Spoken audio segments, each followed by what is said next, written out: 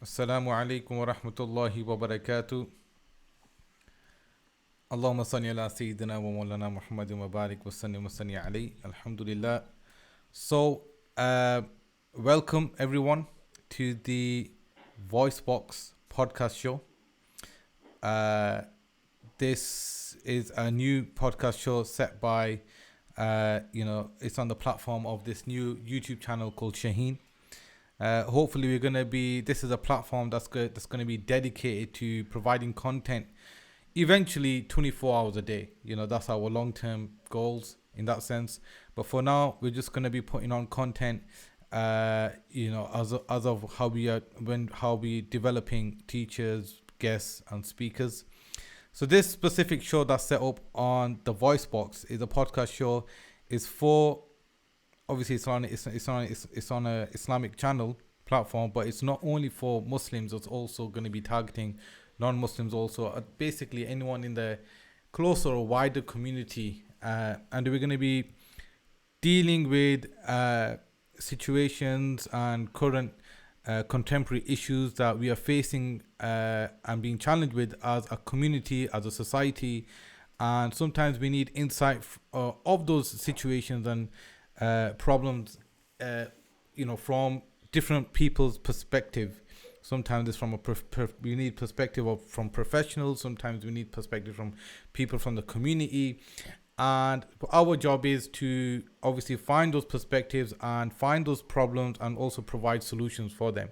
It could be religious problems. It could be rational things that affect people mentally, physically, spiritually. And our focus will always be on that, in those three areas, of trying to find topics that challenge you in those three areas.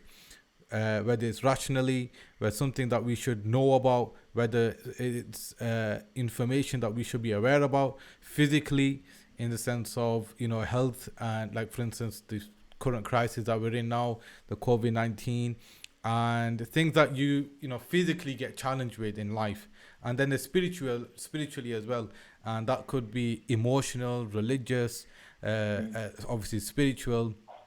These type of whatever challenges us as a community in life, we hope to discuss those problems here and find solutions for them. With me today, we've got Maulana Imran Muhammad. Also, a lot of people might know him as Sheikh Imran. A graduate from Jamia Al Karam, and then progressing from there to Al Azhar University in Cairo.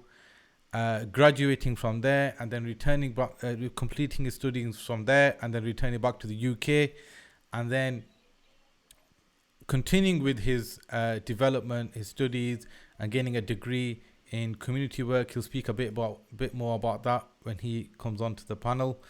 And from there, I've known him for a long time.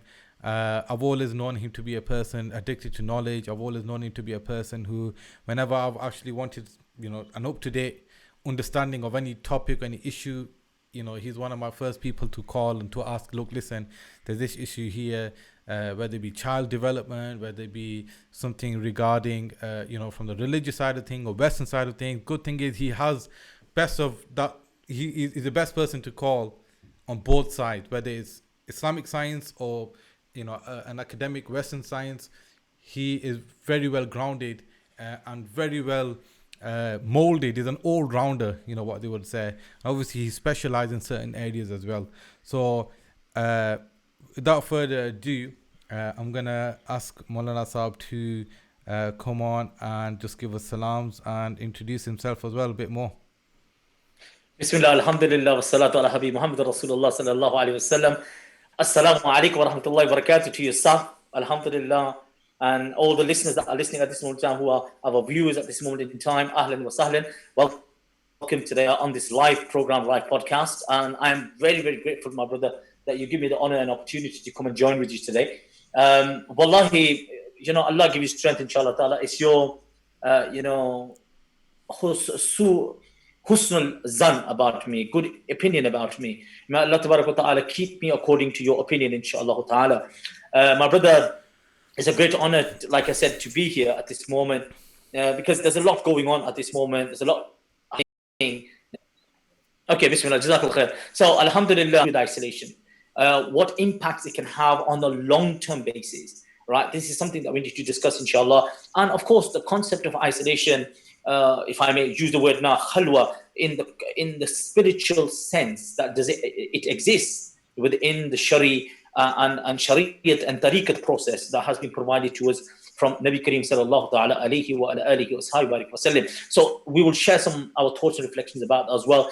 And the good thing about I Believe Saf is that around this particular platform is the incorporation of other people. I pray to Allah subhanahu wa ta'ala, those who start engaging with us, start talking to us, start having a conversation, they can also throw in their nuggets, their jewels, their reflections of knowledge, inshallah. And I think it will enhance this particular platform and podcast, inshallah. Yeah, definitely. I would say Bismillah. that if people who are listening in, if you've got any questions, if you want to drop in a comment or anything like that, if you want to contribute to anything that we're already saying, Bismillah, marhaba, feel free to throw in a comment in the comments box, and we'll take you upon whatever you're saying there. So, just to bring you in back in. So, first of all, let's just get straight into it, Mahasab, in the sense of the topic itself. So, first and foremost, dealing with isolation. Before we go into what is, isolation, I would want to ask you, why is this an important topic for today? I think it's very important to keep in mind that you have to be contemporary, you have to be updated, you have to talk and discuss about those issues and concerns which are real to people now. Now, if I could discuss something which is historical, which has taken place many, many centuries or decades ago, people won't have a kin with that. They won't have a connection with that. This is a subject where people are going through, individual families, my own family, and my mother and my father, my brothers and sisters, my neighbors, people in my own community, and myself, and my children, etc., are all going through this. And I think when you make something personal, you can speak with a little bit more conviction, with a little bit more understanding, with a little bit more realness, I believe. And I think, inshallah, it's now. So once isolation has finished, we won't be talking about it then, would we?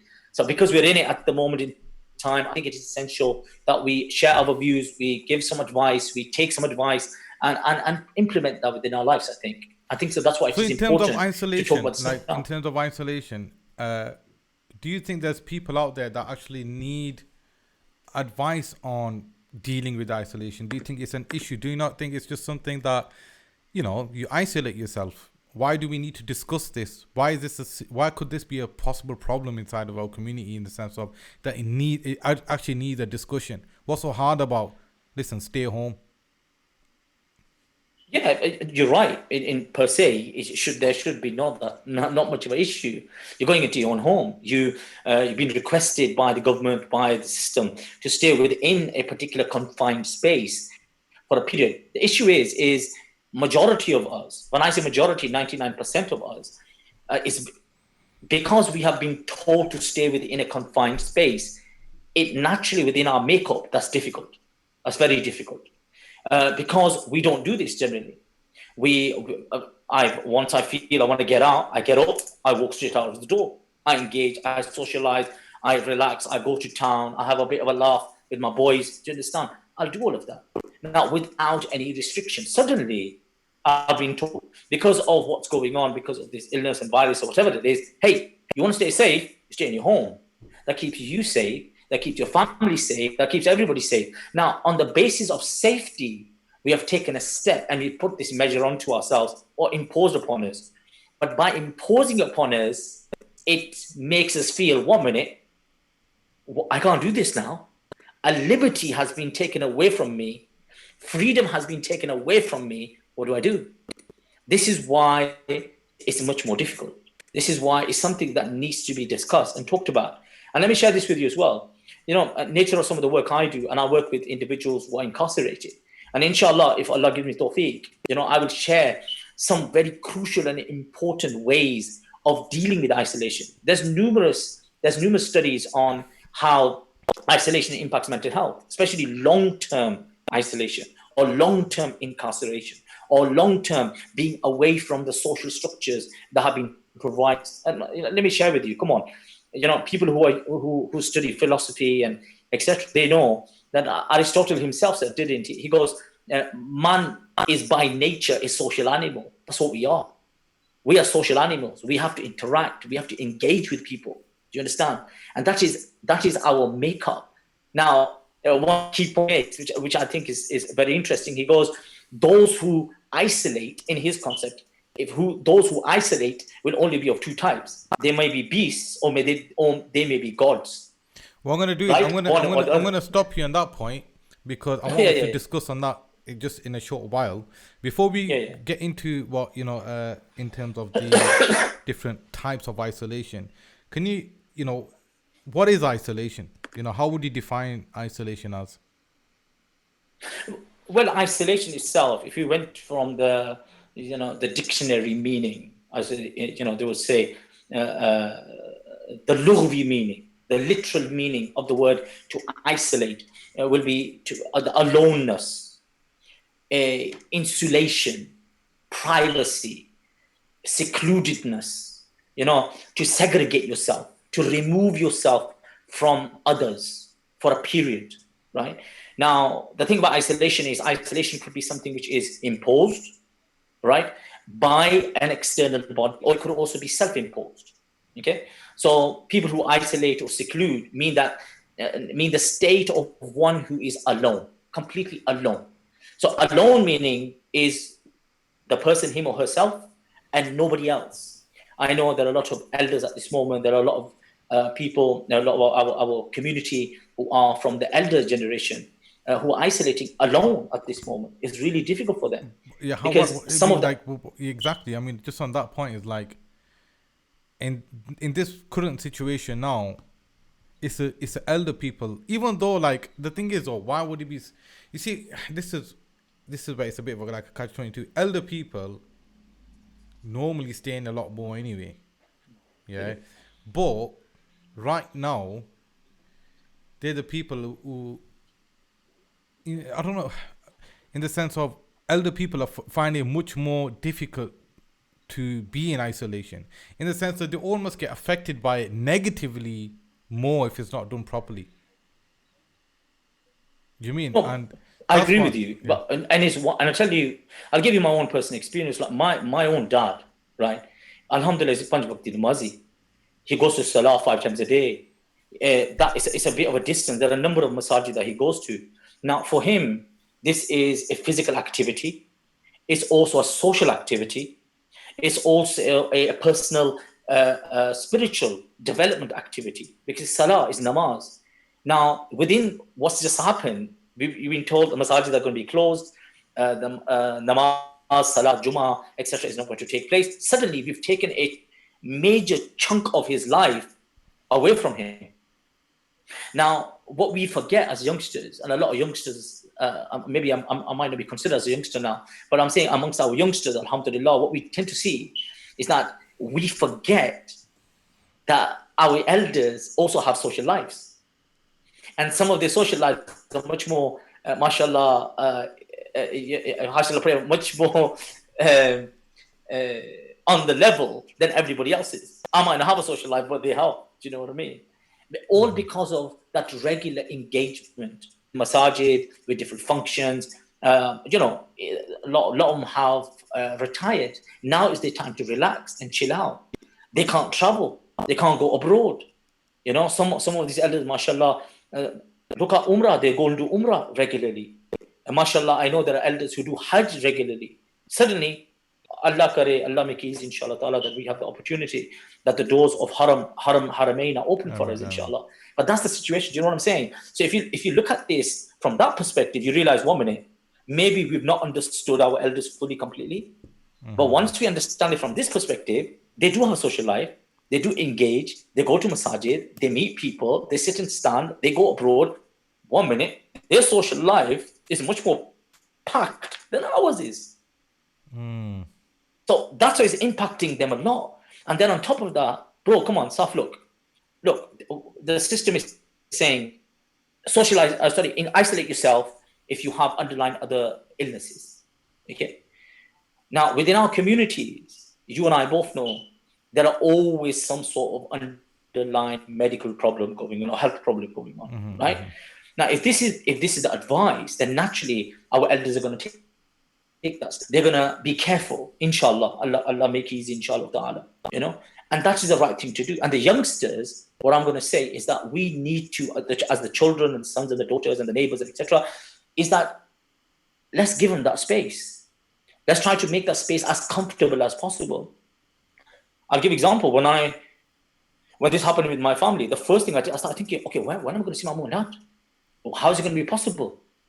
So I started thinking to myself, alhamdulillah, we live in times where we have accessibility.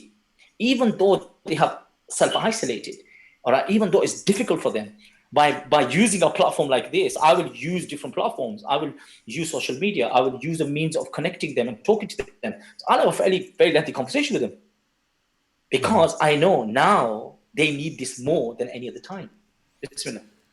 So, okay, now that you've started on the elder people, so even for, okay, you're saying that older people have more, they've kind of packed their day up with enough things for them to keep preoccupied. Like some of them pick the kids up, they drop them off. It's like I know, obviously, my dad, we just sent him Pakistan because isolating here would have been a very difficult thing to do. So many people out there could probably relate to the fact that, look, isolation for older people, once they've got rid of all of those, going to the mosque, or if they're non-Muslim, or doing going for the walk or taking the dog out, I mean, I know they can still go out, because you can go out once a day for a walk or something like that, but obviously, but then you've kind of exposed yourself to the risk as well. It's like you see, just because the government has advised it, that, well, the government have said you're allowed to, is that advisable still? Do you get me? If you're a person who's at high risk, if you're a person of elderly age, you've got other underlying problems or illnesses that can put you in a situation, is it still advisable to go out? So some people might be like that. Some people are like, we can't go out at all. And for those people, it becomes emotionally and mentally very difficult. Oh, very, very difficult. Very difficult. So how do they counter that?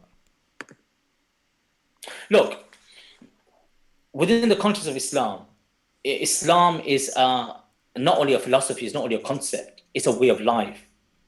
Now, the way of life, if you look at very carefully, every aspect is about socializing. There's a socializing element to it. Okay? Now, what needs to be kept in mind is that the salahs, 5 times salahs, the Jummahs, the Eid, the Hajj, the Psalms, the hadith of Rasulullah by Sayyidah Aisha Siddiqa radhiyallahu ta'ala anha, that you need to know the 40 neighbors on your right and the 40 neighbors on your left, the 40 neighbors behind you, the 40 neighbors in front of you. That's what neighbors are. So exactly. How do you do that? By socializing, by talking, by engaging. That's what you do. Suddenly you've been asked, 1 minute, you can't go out now. For your own health, for your own safety. There's no doubt about that. But those individuals who are 100% in isolation, who are not even going out on the exercise basis, and especially if they had all of this, what that was going on, firstly, it's a culture shock. Secondly, in a period of weeks, we're not talking months, we're talking about weeks, suddenly it starts to impact their psychological state. Then, of course, the physical state, and which, of course, impacts our spiritual state, because we are beings with different dimensions. We're not only one thing. We're not only brain. We're not only physical. There's a spiritual side to us. What that does, a lot of people start losing, I'm going to use the word, losing hope. And those who start doing that, it's a very, very difficult path to walk down. It's a downfall spiral. Now, there are, especially long-term, I'm talking, when I say long-term, I'm going into 6 months, 10 months, 12 months of isolation. That will have much more major impact upon the psyche, on the basis of mental health, on the basis of those individuals who probably already have issues around anxiety, Okay, people who have issues around certain type of depressions. Do you understand? For them to get out, for them to have, they bring in cold, fresh air into their lungs, right? That helps the anxiety to reduce. That helps by, support, helping them to how to deal with whatever feelings and etc. that they're having, or claustrophobic feelings as they get out into a larger space. Now, for them, this is something that we need to talk about, inshallah ta'ala. And I hopefully, to our discussion, conversation around this podcast, I hope we get the opportunity to do that. Okay. Okay, fine. How do we help them? How do they help themselves? They are in that situation, and it's not self-imposed. It is because of a real serious situation. So how do they do it?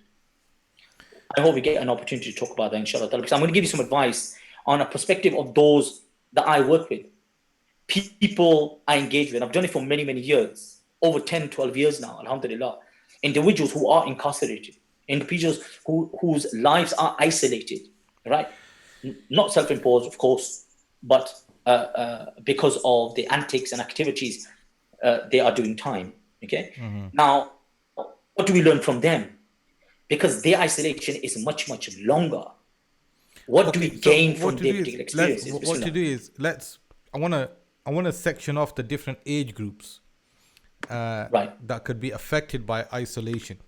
Do you get me? Yeah. And how to deal with it. So now that you've actually, picked on the topic of elderly, let's say now an elderly, what would be, how can an elderly person really deal with being isolated, and how can, like, obviously the community and family members, taking into consideration the restrictions that we have in terms of isolation, and especially for those people whose parents or grandparents, or what could be anybody from their family, do have underlying issues, So how do we? And the thing is, at an elderly age, even if you don't have an underlying issue, you still are very high risk. So how do we deal with that in terms of everything that that you mentioned before, that if the philosophers, how they define isolation and this and that, but let's just get straight to the the cranny, in the sense of elderly people inside of a community, people at highest risk, and we're not what can we do and what can they do to make this work? Because I've had people ask me that, look, okay, it's been a week, it's been 2 weeks, 3 weeks, but now it's started to really affect them, and the thing that you were trying to save them from the first place is getting to them in a different way. At the end of the day, look, why are they isolated? They're isolated because you want to protect their well-being. That's why they're isolated. That's why the whole purpose is not because anything else. Now, because of the isolation, now the well-being is affected, but in a different way now. Yeah. Which may possibly have the same consequence. So how do we deal with that as a community? What would you suggest? I think as a community, what I'm going to suggest is that we go back to our basics, right? Keep in mind that we are a society, a community of socializing. We do socialize. Now, it doesn't mean that you create an environment where mom and dad are completely cut off. You don't engage with them. You don't talk to them. You don't have a conversation with them. You say, Ammaji Abbaji is stuck in that room. Yeah, that's fine. They can stay there, right? Firstly, you don't do that. That's the wrong thing to do. Okay.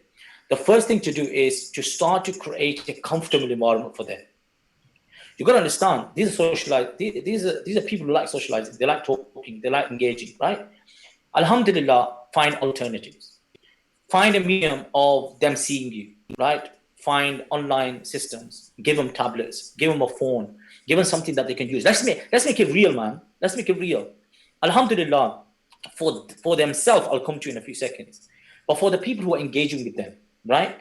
Don't stop engaging with them. We are still at the moment allowed. I know there might be a family member, a youngster who is a key worker, for example. And let's do dua for our key workers, man. MashaAllah, our nurses, our doctors, people who are there at this moment in time in the shops, who are, supermarket, people working in supermarkets. Wallahi, God make it easy for them. Do you know what I'm saying? It's a big thing. People working in our governments are different levels. All right, it's a massive service. I can't say enough Shall we do a what they're round of already applause? doing. Shall we do? Am I allowed to do that? MashaAllah, MashaAllah, MashaAllah, MashaAllah, MashaAllah. MashaAllah. Allah give them barakah bismillah ta'ala. And if this was a different platform, then I would do another as well. But here I won't do it. I go all crazy. But what I'm saying is, my brother, look, is MashaAllah, they're doing this. We need them now. These are the people that inshallah ta'ala, bismillah ta'ala, will keep the country going. Right? And big up to all of them. Now, but the thing is, some of course, all of them are children. Their children of someone, they're a parent of someone, they're, a family member of someone, and some of them are vulnerable people that they're going back to. That's the main worry. My colleagues where I work, one of the biggest worry is exactly that. Fine, I'm able to deal with it, but what about my family? So I'm not saying that totally, completely, all right, mom, you're okay, dad, this, that, whatever, start engaging with your grandparents in a particular way. No. What I'm saying is, keep the social distancing in place, keep the law in mind, right? But at the same time, sorry, how important would you say the social distancing is? Like, is it as serious as it's portrayed as in the media? Because I'm reading messages from people, oh, it's just hype, it's just this, it's just that. How serious is it? Would you say? I mean, for me, it's evidently quite serious, looking at the death rates. But I don't know. It just seems like there's some people are still not getting it. Let me share with you. Look, Muslims are not anarchists, right? We work in a system. We are social animals. We are individuals who work in an organization. We work according to how our authority or system works. Thus, our Shariat is a set of laws. It's an abiding by a particular system that has been provided. We are in this country at this moment in time, right? We are subordinate to its laws. We fulfill the requirements and the needs until it starts breaching our own personal religious requirements and needs. Then we have the right to at least speak up under freedom of speech, right? Other than that, at that level, see, I thought the same thing, because we live in times with fake news and people are saying this and social media saying whatever, and Joe Block down the street saying, yo, it's all wrong, bro. I'm saying this is wrong, bro. Okay. But at this moment, at a national, not even national, at an international level, governments are trying to somehow, some way to control the spread of this particular virus. Yeah. Mm-hmm. Now, there might be 1,000 different reasons behind what's happening and how it's happening. Conspiracy this, conspiracy that. But as believers, we are compelled to leave that aside and think about preservation of life, caring of life, making sure the vulnerables in our society and community are safe. Regardless, we don't know the internals, what's happening, what's not happening. This is being asked from us through a system that has been provided. It is our obligation to follow that. That's the system. Yeah. And look, afterwards you may come out, oh, this wasn't real or this was whatever. That's an after issue. That's the after concern. That's the after problem. At this moment, this is what's being asked from us. We will abide by that. Look, even if there is a 0.1 chance that someone from my family, my neighborhood, my community, I'm making it personal, bro. I'm making it personal. And I don't care if they're Muslim, non-Muslim, if they're friend, foe, I don't care. Because of me, I don't want them to get harmed. المسلم من سلم المسلمون باللسان واليد. المسلم من آمنه الناس. يقول رسول الله. A Muslim is he from other Muslims, from his tongue and his hands he's safe. A Muslim is he that other human beings are safe. This is a Muslim. That's in every sense, my brother. Do you know what I mean? We need to think about that. And at this moment in time, Joe Blog says it, Baba Laladi says it.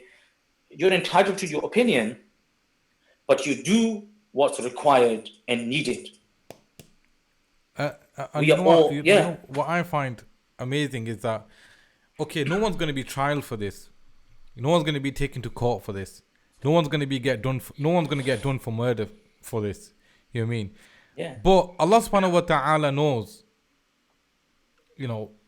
if you were negligent, Allah knows who's caught the virus from who, Start from who spread it. You know, every single person that's caught the virus and who they caught it from and who that person caught it from, Allah subhanahu wa ta'ala knows every single one of their names and in the order of how it spread as well, in every single direction and every single way. That's all been recorded. Now, obviously, when Of course, I'll put yes. this question forward. Could there be hisab for that on Yawm al-Qiyamah? If I know that, you know what, I've, if I think I've got the virus, or if I'm being lax about it, if I'm being negligent about it, I don't have to go out. Yeah, I'm not a key worker. You know, that my community doesn't need me to go out. I'm just going out balling, chilling. Yeah, and because of me, okay, I might not have the symptoms, but because of my negligence, I've given it someone else, and I didn't know I had it. But because of Yeah. my negligence, I'm a young guy. I've given it someone else. My guy, he's gone home, and he's got an elder person living in his house. And because he's caught it, and obviously he doesn't know who he's caught it from because he's been out as well. Now he goes home. His parent, his father, his mother, anyone, an elderly can get it. They pass away. In the eyes of Allah subhanahu wa ta'ala, who's responsible for that? Look, al-hukm al-shari'ah al-zahir. Yeah. The hukum of Sharia is upon, or the hukum of Sharia is upon the apparent, the black and white. What is out of your knowledge, what is out of your know-how, you will be exempt from. No, but That's very clear. but isn't No, that let me isn't yeah. sorry, go on. No, Bismillah, Bismillah. Isn't that, yeah, for Sharia, yeah, because Sharia deals with law. Like I said, no one's going to get done for murder for this. No one's going to go to court for this. No one's in this world, no one's getting taken into account. That's evidently clear. Because Sharia is No, only concerned with that. no, Shariat is not only concerned with that. Shariat is also concerned with our personal responsibility as well. Oh, yes, it is. The Shariat also governs morality, characteristics, behaviors, engagements, ibadat, muamalat, interactions, worships. It deals with every aspect. We cannot see Shariat from one dimension. It's a multi-dimension system that Allah subhanahu wa ta'ala has given. That's why I said Islam is a way of life. And what governs that? And what is Shariat? Quran, wal Hadith, Ijma wal Qiyas.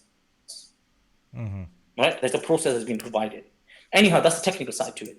What I'm saying is, first things first. If this is something out of your knowledge, you will be exempt. Let me clarify that. But the second thing is this. If you know that the country or the system or the governance or the news and etc. are repeatedly saying the same thing, how we can reduce this, how we can help to stop this, is by having social distancing, going out as less as possible, right? Then that becomes a personal responsibility. It becomes a personal responsibility. Now, what will be the staza for this? What will be the punishment for this? What will be the reasoning of a sanction over this issue? Allahu Alam. That's between Allah and the individual. But because this becomes a a personal responsibility, we are at least accountable for our personal responsibility. Now that needs to be kept in mind. Look, I started by talking about my family. Regardless of anybody else, everybody thinks about their mom. Everybody thinks about their dad. Everybody thinks about their wife, their kids. For God's sake, think about them. Think about the ones that you love. And if you love them, hey, take precautions. Be careful. Wallahi, that is what we are accountable for. You're not accountable for anything else. That is what we are accountable for, to keep these people safe. And how do you do that? To make sure that you don't get it. Think about this. Okay, so let's go back to the point of what you were saying about. Okay, so but we you know, before we just sidetracked a little because of me. Sorry, I'm sorry about that. But what I'm saying, so you were speaking about the elderly that were. So we shouldn't abandon them. We shouldn't think right. They're Number isolated, and they're just gonna have to feed for themselves, look after them. We'll drop them a call, you know, every morning or so, every evening, and we'll see how they are. You're saying, look, that's what you don't do. You've got to be a bit. That's what you don't do. Yes. You got to be a bit more active in that sense. So what could be the positive steps, first and foremost, people around the elderly Okay. that can do to Okay. First thing is to make sure that they are safe. So the isolated places are isolated. That's fine. But keep that engagement going. Like I said, Alhamdulillah, we live in times where we have phones, we have tablets, we have laptops, we have computers. Use this. This is ni'mah from Allah subhanahu wa ta'ala. Use the ni'mah that has been provided to you. Create a social system with them so they can see you. You can talk to them, right? It's huge. It has a massive impact upon the psychological state. I'll give you a simple example. When my mom sees me and sees my daughter and sees my wife, right, there's a massive smile on her face, right? And she talks to me like, I'm literally sitting right next to her because she's longing for that, right? For our elders, that's so important. That's so essential. Don't take that away from them. Physically, you can't be there, but use the virtual presence that you have. Wallahi, it make a massive difference to them. So that's responsibility from our side. Providing food, make sure when you give your food, if they are genuinely on the process of isolation and they're worried or concerned, make the food and leave it and then move on. I would say And like after, let me just say, sorry. stop. Let me just put this in. Before and after, wash your hands, wash your hands, wash your hands. Because one of the key things that is being kept on emphasized is wash your hands. And wallahi, being believers, an-nizafa nisful iman. Right? Cleanliness is half of iman. It should be easy for us. But, my brother, sometimes we forget. And I think, obviously, looking at the current situation in terms of food, yeah, it might be a bit difficult to make them certain types of food because people are just cutting back a bit now. But I would suggest make them food that they enjoy. Make them food 100%. that they will feel happy about. Yeah. You know what I mean? Don't, you're not going to say, magru na lao. You get me? Yes. Because, very good. Look at the Prophet when, correct me if I'm wrong, that if a person's ill, give them food that they enjoy. Yes. Because why? Because it releases, dopamine. Like people get happy hormones are released because when you eat it, and I always justify this for myself in the sense of but what I'm saying is, at the end of the day, give them food that that's gonna cheer them up. That's their favorite foods. Make them something that's gonna please them. And what you mentioned about using the virtual thing of the virtual. Are you there?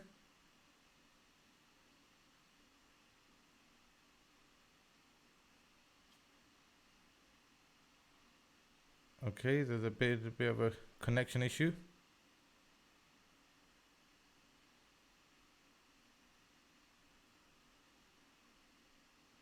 Okay, there's a bit of a connection issue. He's just going to be coming back.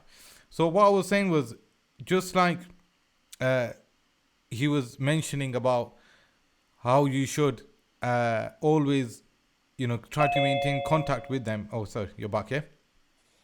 So as I was saying that, as you should maintain contact with them, just 1 second.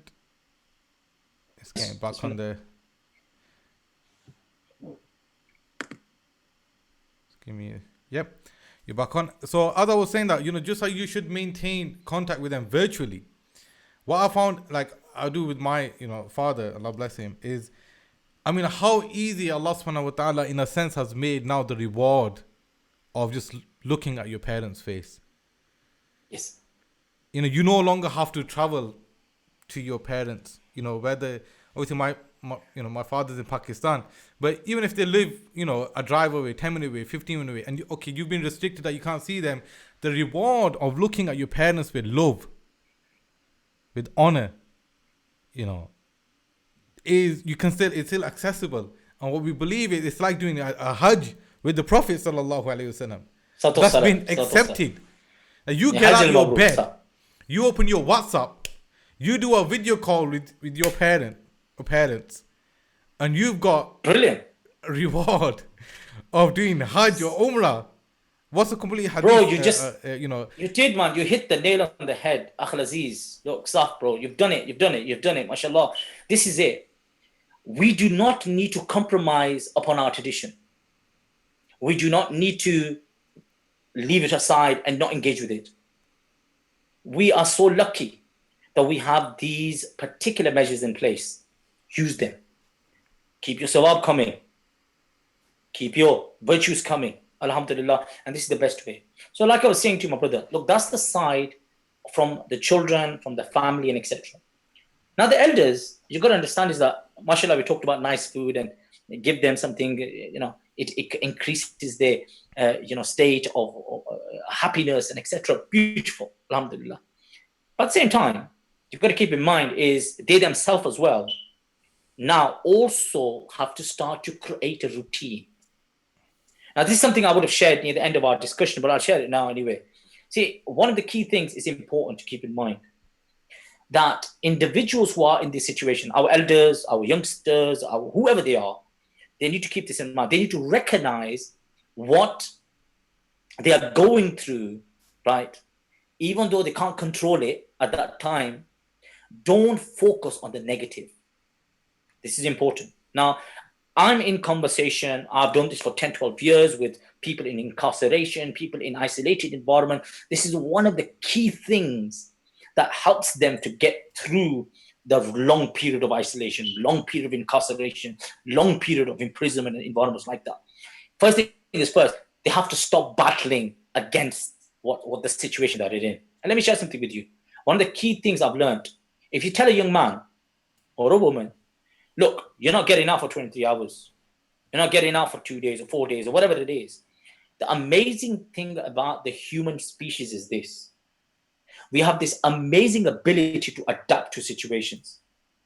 Why do you think human beings can live in the most harshest of environments? Because we have the capacity to adapt. Now, no doubt in isolation, the environment of isolation, the situation of isolation, the psychology of isolation, and etc., on a long period can have some major effect, make a negative impact. But what we're looking at is a short period at this moment. Guess what? A lot of people need to first and foremost get the negativity out of their head. What? They can't see the end of isolation. They can't see it. So they are still living in them 2 weeks. Oh, bro, it's going to be another 4 weeks, man. What the hell? Cool down. First thing you have to give yourself understanding is you get to a particular point. It's negative, it's wrong, it's false, it's taking your liberty away, but it's something important that we need to do. And guess what? All of us weirdly have adapted. We may believe or not believe in it. There's people who wear gloves. There's people who wear, masks. People who do all of this stuff. They're walking around, which was never seen.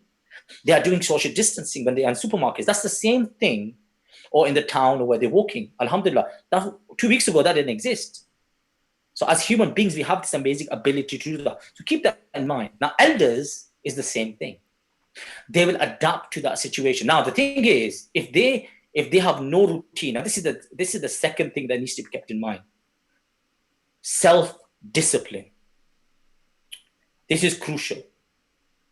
As a believer, as a Muslim, look, what I'm saying to you, I'm saying to myself. Okay? This is the reality. Nabi Kareem sallallahu ta'ala alayhi wa sallam has emphasized what a believer is. A believer is never weak. A believer is always strong. Right? Strong in what? Strong in conviction, strong in intention, strong in action, strong in niyyah. How do you do this? You create a system. Look, we have a five times prayer system. What does that do? That gives a structure to us. It creates a system around us, an organized system that we can follow. We know I'm going to get for Fajr. After Fajr, I'm going to do this. I'm going to have my breakfast at a particular time. I'm going to go work, if you go work, etc., etc. After that, I will do Zohr. Then I will do Asr. Then I will do Maghrib. Then I will do Isha. Then I will go to sleep. Now, what this Allah subhanahu wa ta'ala has done is that He has created a system for us, an organized system. We need to implement that. Now, how do you fulfill that to create self-discipline? Now, this is important. This is for all elders and etc. Look, I know a lot of elders, they used to go and read Quran in the masjid. They have haflas of Quran. Now, one of the key things that I started to do personally as well is that regularly engage with Al-Quran al-Kareem. Al-Quranu al-Shifa لكل مرض. Quran is shifa for all of our illnesses. Surah Al-Fatiha, you know yourself, one of the key names of Surah Al-Fatiha is what? Al-Shifa. Now, my brother, look, the reason I'm going on this is that I'm trying to request that create a discipline, self-discipline within yourself. If you're not going to do this, time is not going to pass. This is for elders as well. Now, don't let go of your routine that you have outside. The difference is you can't go out. But does that mean you stop praying? No. You still keep a regular time for your prayer. Now, if you can do Jamaat, do Jamaat. Who said you can't do Jamaat? You know, numerous hadiths, but there's a hadith of Rasulullah alayhi salatu wasalam, we call it Rasulullah alayhi salatu wasalam, that the whole world, all of the world has been made for me a place of sajda. But how are they going to do Jamaat at home when they're in isolation? No. For example, look, not everybody is. I'm talking about. Not all elders are isolating in a personal space. I'm talking about those who are probably with their sons. They can still engage. They don't have the other issues and problems. I'm talking about that. But if they're on their own, that doesn't mean they let go of the routine that they had outside when they were not in isolation. Keep that routine going. Bring the Quran into their daily routine. Find something, if they've got a device or something like this, find something that they can engage with them. Now, alhamdulillah, the grace of God Almighty, because of what's happening, a lot of masajid have gone online. There's a lot of social media stuff going on. There's a lot of conversation. There's a lot of Quran and nasheeds and other type of activities that are going on, azkar and mawlids and whatever it is. People are doing this, and they're trying to invite people to engage with that. Take advantage of that in these dire situations and dire times, right? Difficult times. Do that. Bring that into your timetable. Essential. Very, very essential. And one thing I'm going to say, one of the key things I have seen to keep the body, the mind, and the soul positive is exercise, and I'm going to say it again, is exercise. Yeah. Now, we're not saying, I was thinking those shoulders are getting big there for you, man. I was thinking where those shoulders came from. Dude, food. Allah give you barakah, inshallah ta'ala. Allah give you strength, inshallah ta'ala. No, Saf, look, this is essential. This is very important. On the basis of tamareen, exercise, Nabi Kareem sallallahu ta'ala alayhi wa ala alihi wa sallam, sahaba radwanullah alayhim, there was a lot, their lifestyle was very physical. Gotta keep that in mind.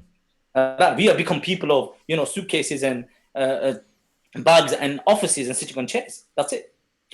Now, in isolation, it is highly important to keep yourself, like I said, endorphins, release of certain type of, chemicals in your body, the positive. Oh my God, you have a half an hour, 45-minute session in the morning. Now, we're not saying, do a marathon around your room. No one is saying that. Simple, basic exercises. For example, for low elders who may have joint problems, etc., simply just to stand up and to sit down. Things like that, 5, 10, 12 times. Stand up and to sit down. And those who can't stand up, sit down, you still got the upper body. If you have strength of the upper, use your hands. Extend your hands, right? Move your neck, okay? Do all of this. Whatever you can physically do it. Wallahi, that will physically, mentally, and spiritually give you a sense of, happiness and release. Wallahi, immense release. A lot of tension is built up in the body. And when you do exercise, when you do a few burpees and a few press-ups and a few sit-ups and, on the spot running or whatever it is, I'm talking about those who are physically probably can possibly do this, then do this. Just because you're an elder, just because you are of a particular age and, alhamdulillah, all the rest you are fit, don't stop doing what your body's supposed to be doing. Because you're not walking too much. You're not doing the external exercise outside. That doesn't mean you stop doing it inside your room. Bring that into your routine. That is also highly important.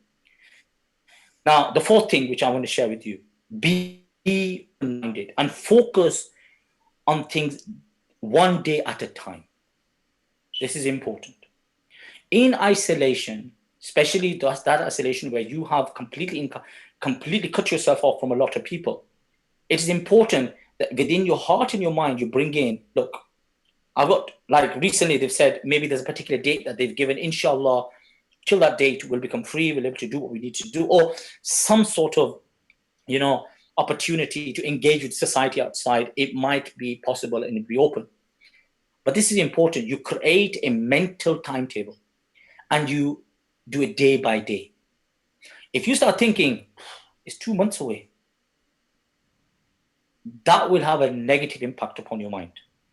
All research shows that to do a long period in isolation or environment where you are limited, it's important to break that down.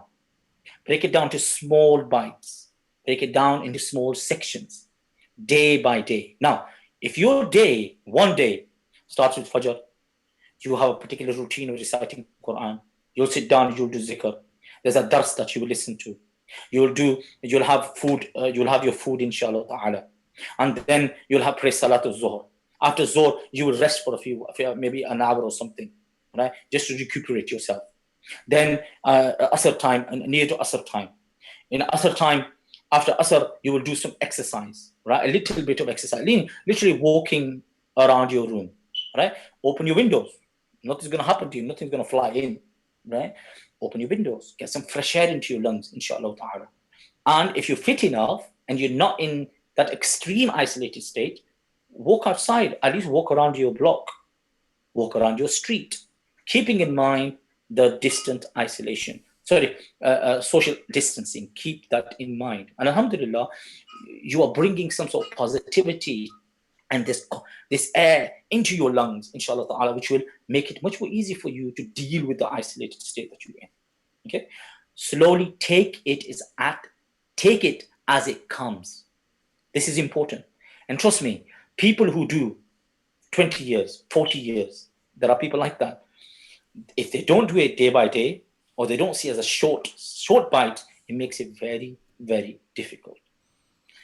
Yeah, I was just gonna add to that was, I'll be honest with you personally. I mean, obviously we're in quarantine as a family, and it's probably a little different to isolation, because isolation is where you are singularly isolated in your own environment. And obviously, and I think our discussion is more focused on isolation rather than quarantine.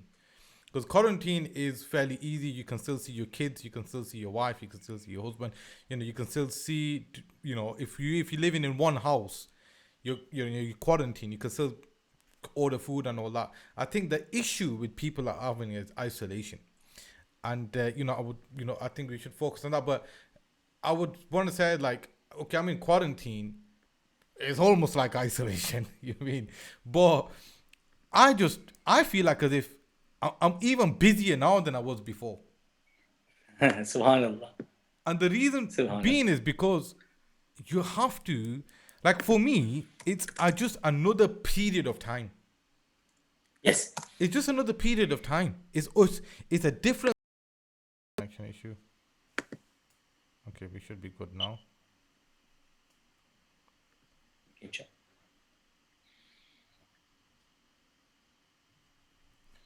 Yeah, we good. Yeah, so touching upon that particular, just that point in the sense of what I was saying was that right now we've just been put in a circumstance where what we have in our hands is time, and we have. For me, how I see it is, look, you need to get pen to paper. You've got 2-3 months that you're gonna have in total to yourself. What goal can you achieve in this time? What can you learn? How can you come out the other side from it being a much more developed person? Even if you're in isolation, I understand spiritually and emotionally, it can just be a bit of a downer. Like, how many things can you learn? Do you get me?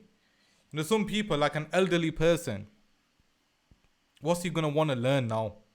Or she's gonna want to learn now? Do you get what I'm trying to say? So I could understand that could be quite difficult for some people, but there's always something that you can achieve. You know, there's always something that you can develop yourself in physically, spiritually, or rationally, mentally. You know, no matter what age you're at. You know, if you look at some of the most entrepreneurs, businessmen and women, people who have written books, you know, people who, there's been many people that have achieved a lot of things at a very later age of their life. So there's always something that you can learn. There's always something you can develop yourself in. There's always, you know, a new experience that you can have, or you can prepare for the new experience once you come out of this. You know, so for the elderly, personally, I think isolation, yes. Number one, you know, what you mentioned there was first and foremost, you know, family, keep in contact. Because one thing I think that will bring a person down is to feel like as if you have just left me. They're glad that I'm not in their life. You know, old people, they'll always want to assess this. You know, elderly people, yes, they'll always want to assess it. Am I important in people's life?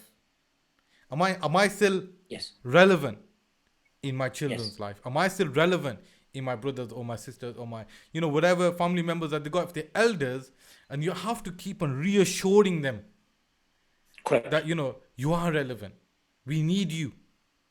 You know, we need your presence. We need your barakah. We need your du'as. We need, you know, your access. We need your hand over our head. You keep on reassuring them. Even when they're on their own, they will feel good about that. They will. They will, even when they're on their own. See, elderly people, you know, isolation is something they kind of expected. But the thing is, they always want to feel like as if, you know what, my family, you know, they're upset because they can't see me. What's going to make them worse is to feel like as if, oh, they're bloody happy, my family's happy. And that's the first thing you got to reassure them. That 100%. You know, look. Yeah, Saf, look, let me pick on this. وَبِالْوَالِدَيْنِ إِحْسَانًا, Quran says, and do ihsan towards your parents. What is it? Mm-hmm. The truth of the matter is you cannot repay for the good that they've done. You cannot repay them for the hardship that they've gone through. And especially those that have done it fully and completely, right? You can't repay them. All you can do is do ihsan. Do good towards them as best as you can, right? That's what's been required. But there's one thing I'm going to say, because a hadith of Prophet ﷺ is utlubul min al-mahdi ila al-lahd. The seeking of knowledge, it's important from the mothers, from the cradle to the grave. Now, there's no condition here, what age, what time, when, how. There's no condition. Our tradition is based upon this. If, for example, there's a person who gets information that he is going to die soon, it's happened at the time of Rasulullah. Now, if we are told, we'll say, oh, I haven't prayed my salah. Oh, I haven't done this ibadat. Oh, I haven't done. What Nabi Karim sallallahu alaihi wasallam says to the Sahaba radwanullahi alayhim, utubul ilm, go and seek knowledge. This is the importance of knowledge. Now, regardless, see, this is the difference of tradition. Regardless of age, you still have the capacity to learn and seek. Take advantage of this in this isolated situation and circumstances. Very important. After the tradition of Imam Muhammad on his deathbed was, reciting something.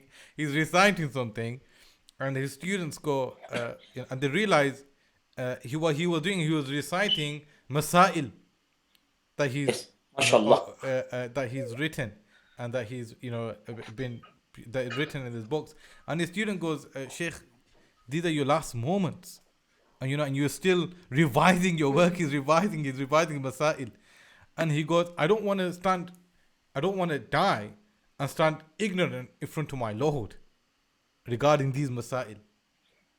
Like on his deathbed, on his last moments, he's still revising the Masail. The Masail meaning the scenarios people can get into in terms of, you know, worship, whether it's to Allah subhanahu wa ta'ala or fulfilling the rights of people. So, and that, you know, that's an amazing example. So, Chola, let's move forward from, I wanted to really give time to the elderly topic, because So just to conclude on the elderly side of things, so you said, one, keep contact. 100%. Dilun, magru na lao. Remember, they're doing you a favor by allowing them to be in contact with you. They're doing you a favor. You're not doing them a favor. You don't do your parents favors. You don't do your elderly favors. That's why the Prophet ﷺ said, you know, the inner hand is better than the outer. And what we understood is the reason being is because, you know, some people misunderstand how is the inner hand better than the outer, because inner looks like as if it's taking. No. The truth is, when you give like this. Because in reality, you're taking something much more than what you're giving. So when you when you give to your parents, you give to them like this. But in reality, you're taking more than what you're giving. So so you give, you know, have contact, but that's just not like Magrun, like, yeah, keep contact. Okay, you know what I'll do is I'll put a reminder on my phone, you know, drop a text message to my dad or mom. No, you know, be more contact with them than you are with your own family members. Well, the ones I'm talking about, you know, kids and wife and stuff like that. You know, let your parents know. If you're gonna go out for shopping, drop them a message. You know, or ring them. Do you need anything? Come back. Get your kids to do video calls with them. Do a video call with them or yourself. Okay, you know, and something significant happens in your house, share it with them. You know, you might have a son who's, you know, playing with some toys. You're enjoying that experience. Share it with them. They would want to see that as well. You know, you're about to eat, and it's going to make them immensely happy. Food. Call them. Say to them, you know, have you eaten? Have you eaten? Okay, they've eaten. You know they've eaten. Ask them, how did they find their food? You know, there's I could go on all day in scenarios of how much. There is not enough times where you can keep in contact with your parents, because every time you've contacted them, your rank has increased. So be in contact. That's the first thing you mentioned. The second thing you mentioned was for the people themselves, the elderly themselves, was to exercise. 100%. Exercise. You mentioned about being positive in the sense of not to be seen in a negative way. Then you also said that, you know, take it one day at a time. Don't look that, oh, I've got to be in 3 months in this situation. Deal with it one day at a time. 100. You also mentioned about planning the entire day, having a plan for each day. Even you may think it could be something insignificant. You know, put your prayers in it, put the Quran in it. I'm not saying they're insignificant. You may deem them to be something. Oh, I'm going to do that anyway. No, plan it. Imam Ghazali said, plan the moment from when you wake up all the way till you go to sleep. 100%. And you plan with the right intention. That for ibadah, it could be anything. You could be on a break. You could be sleeping. But if it's for the intention of later on I'm going to read, that's sleeping considered as ibadah. And so plan the entire day in the sense of from the moment you wake up to the moment you go to sleep, plan the entire day. Quran, prayer, rest. If you're going to watch something, you know, on TV, whatever you're going to do, plan it. Because the thing is, you're not going to binge watch. You know, you have to let your elders know, Abaji, Amaji, don't be watching dramas all day, because that's going to depress you more than anything. Too many box sets, isn't it? Exactly. But the thing is, you got to let them know that, listen, don't be watching dramas all day, TV puri dhyana tak, you get more depressed like that. You know, and they do. Let me share something with you. The thing is, that's one of the issues that we have, is that individuals feel I could do this time by, you know, some youngsters are also feeling that I can be on my, you know, PS, I can be on my, you know, a game console or whatever. I'll play my game throughout the night, throughout the day, you know, so I'm doing my time. That has a negative impact upon your physical as well as your mental. You can't do that continuously. Your eyes, your ears, your mind, it has a negative impact upon you. You're continuously on a screen. You're continuously looking at something which is a particular type of light that's going into your body, which is not natural. And there are people, because they do this day and night, some people can't sleep. There's immense research around, because there are people who don't have deep sleep because of these type of screens and because of these type of, you know, technology that they keep using. And anyway, that aside, let me say one more thing. which is highly, highly important, and it's a crucial word. The word is boredom. Now, I'm going to say something to you, right, which you probably have seen the same thing as well, yeah? Now, you got to keep in mind, dealing with boredom is highly important. Now, we've talked about have a routine, have this, have this, have this, have this. But the truth of the matter is, I'm talking about people who work, people who do other things, and etc. But because you are in an isolated space, what tends to start happening is that eventually staying isolated at home can feel like a punishment. That's exactly how it feels. And in this is the genuine psychology behind imprisonment. So in prison, you can give them things to do, you can give them things to engage with, you can give them things to occupy the time, but over time it can start to become repetitive, okay, and it becomes boredom. And I'll give you a simple example. My daughter said to me, she goes, after a few minutes, my child says, after sitting for a few minutes, I'm bored. That's only a few minutes, because they're so used to doing things all the time, all the time, all the time, all the time. Yeah. Suddenly, what you're seeing is that the same individuals who are all the time like this are saying, "I'm bored now," because you've just taken a little bit. But firstly, boredom itself is a very important part of our human natural phenomenon. We have no concept of that anymore. Yeah. This is important. It's a very crucial thing that I'm sharing with you. You can go and have a conversation around people who are psychologists, people who deal with human behavior, human development, and etc., human psychology. They will say to you that there has to be time in your day where simply you are doing, and let me use the word, nothing. Now, this is How I essential. would say jackal. Jackal, bro. Keep it like that. Keep it real. Now, this is essential. Now, we forget that. Because we are always occupied, doing this, doing that, pick up this phone, pick up this message. Oh, I'm doing text, I'm doing WhatsApp, ding, ding, ding, ding, ding, ding, 24/7. What are you doing, bro? Because one of the things that has also is still a problem, there's social distancing. Let me use this now, offline. We've been requested to have social distancing, okay, be isolated. But that's also social media distancing as well. Is also important. You have to get to a state where your body can recuperate, regenerate, revive itself. Look, why do we sleep? If we didn't sleep, our basic bodily functions will not work. The way our mind works, the way our eyes work, our ears, our internal organs, if they continuously work and churn like a machine, they will cease to work. People who are insomniac, people who are insomniac.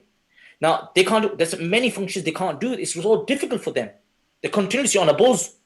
That's the hardest thing to be in. Now, so what I'm trying to say is, when you feel, oh, I can't do this anymore, take advantage of that moment. First time ever you've sat down 10 minutes, which you've never done anything. Now, let me share something with you. In that moment of 10 minutes, you can find the immense tranquility which you probably will not find in any other moment. In Salah, no doubt we partake in all the ritual, qiyam, ruku, sujood, all of them. It's a training for the body.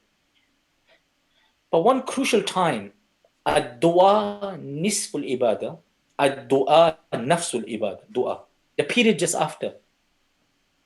In that period, you are requested to reflect, to think, to ponder. Why? Let go of everything. Now it's only you and your Rabb. Now this is something very, very crucial. And I want to share once we talk a little bit more, inshallah, I'll discuss a bit more thing. I'm going to share something very crucial, which is in our tradition as believers. And it's a concept of khalwat or khalwa. All right, inshallah, I will share that. But coming back to the point of boredom, boredom can be starved off by starting new tasks. So you may feel, first and foremost, take advantage of the moments where you're doing nothing. You probably won't get that. Then change your routine. Do it for 4, 5 days, 6 days, 10 days, 12 days. Then change your routine. Look at the beauty of Salah, especially where we are, which country we're in. Throughout the months, the Salah timings change, don't they? Sunrise, sunset changes. Okay, timing change. What this is, Allah subhanahu wa ta'ala is creating a system to keep us alert to a certain extent, to keep us on our toes, right? Sometimes we're waking for Fajr 2 o'clock. Sometimes we're waking for Fajr for 7 o'clock. Because of the difference of timing throughout the year. Now, this is essential and important. So you created a routine. Now you're getting bored. You're getting whatever. First and foremost, take advantage of the moments where you're doing nothing. And second thing is, over time, change your routine. Put your Quran maybe a few salahs afterwards. Listen to something earlier. Another activity. Bismillah. Another activity that you can incorporate.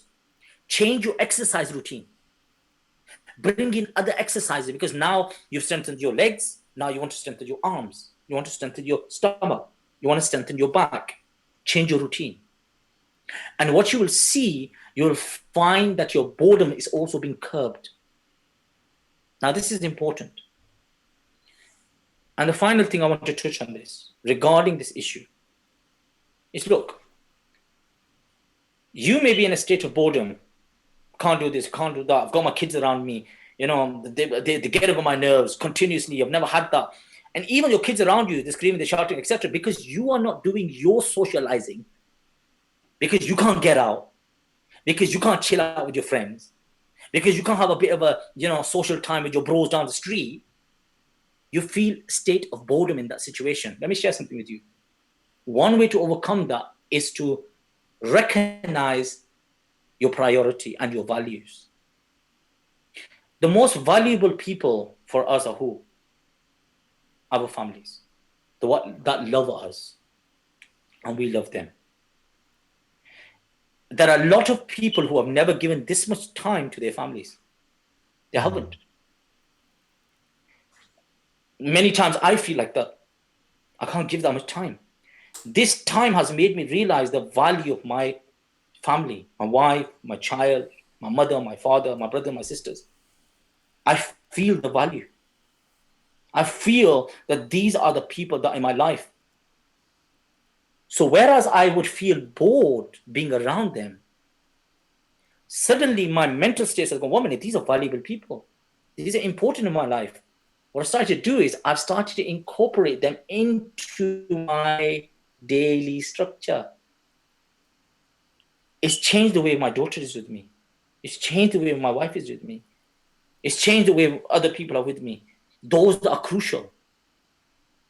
Your boredom is going to go out the window. You could sit in a room doing nothing, just playing with your child, and you won't feel bored. Why?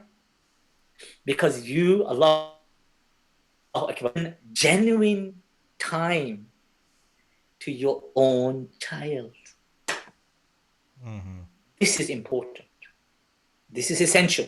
We forget about this. I've had the honor, brother mentioned this earlier as well. See, I do a lot of work around, development of certain type of projects and etc. around child development, around child engagement, youth engagement, things like that. And one of the crucial things I look at is, okay, fine, you have all of that, but what's your personal interactions? What do you do at home? What time is your mom and dad really giving you? I can ask 1,000 things for Imam Sahib, or the teacher, or Staji down the road, or at the masjid or madrasa, but what is your mom and dad doing? Suddenly, now many moms and dads have to teach. Schools have given these packs, and they go, look, you have to do it yourself. There's much more appreciation of our teachers now, because they are teaching their own kids. And the realizing how challenging it has also is. But that is developing a certain type of relationship. This is crucial. In your state of isolation, in your state of incarceration, I'm so strong word there, in your state of social distancing, now you are with those that are genuinely yours. Them being around you, you being around them, don't say, I'm bored of my kid, forget them. No doubt I'm saying they do chip away. Come on, let's keep it real. They do chip away. There's no doubt about that. But there are ways, techniques, manners of dealing with that. Find that. Speak to the right people. Speak to teachers. Speak to your local school. Speak to people who have a little bit more sense understanding about how to engage with your child. Because the truth is, this is probably the first time ever you've taught anything to your child. The Prophet says, respect and honor your children and teach them good manners and behavior. Who's that said to? No one down the street is saying to you and I. So everyone at this moment in time, at this podcast, that's what I'm going to say to you. Look, Saf bro, this is important. This is essential. That we need to sort out our mindset, our values. By doing that, even though I'm feeling bored, even though I'm feeling tired, even I'm being, my kids are around and screaming and shouting at me 24/7. Once you and I both adjust our mindset, that same thing that you consider to be boredom will change into something which is much more exciting. Mm-hmm. So now, moving forward, in terms of people who are a bit younger, how would they deal with quarantine or isolation? Most young people are in quarantine rather than isolation. But, yes. It's like I've had somebody ask me, what acts of worship can they do? Or what can they do instead of watching movies and all that stuff? Like all day binge watching or, eating. Like a lot of people are eating a lot more as well. And obviously we spoke about before between ourselves about, domestic violence increasing. But what we'll do is we'll leave that to another day. But the point of mentioning that is that if you don't harness this properly, it can come out very negatively. If you do not control if you don't have a plan of action, it can go radically wrong. Some people's marriages are going to end because of, hopefully not. But if a person's physically abusing his wife, then something needs to be done about that. Or if a wife is physically abusing her husband, or parents are abusing their children, or children are abusing their parents. Whichever way abuse is coming from, that has to stop hook or by crook.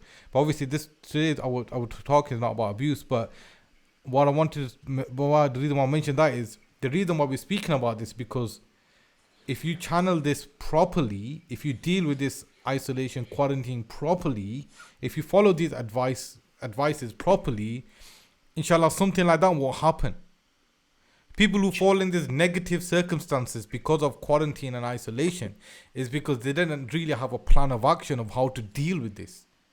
Because they've never really thought they will know how to deal with it before. Now, my question, just as an isolated question, is should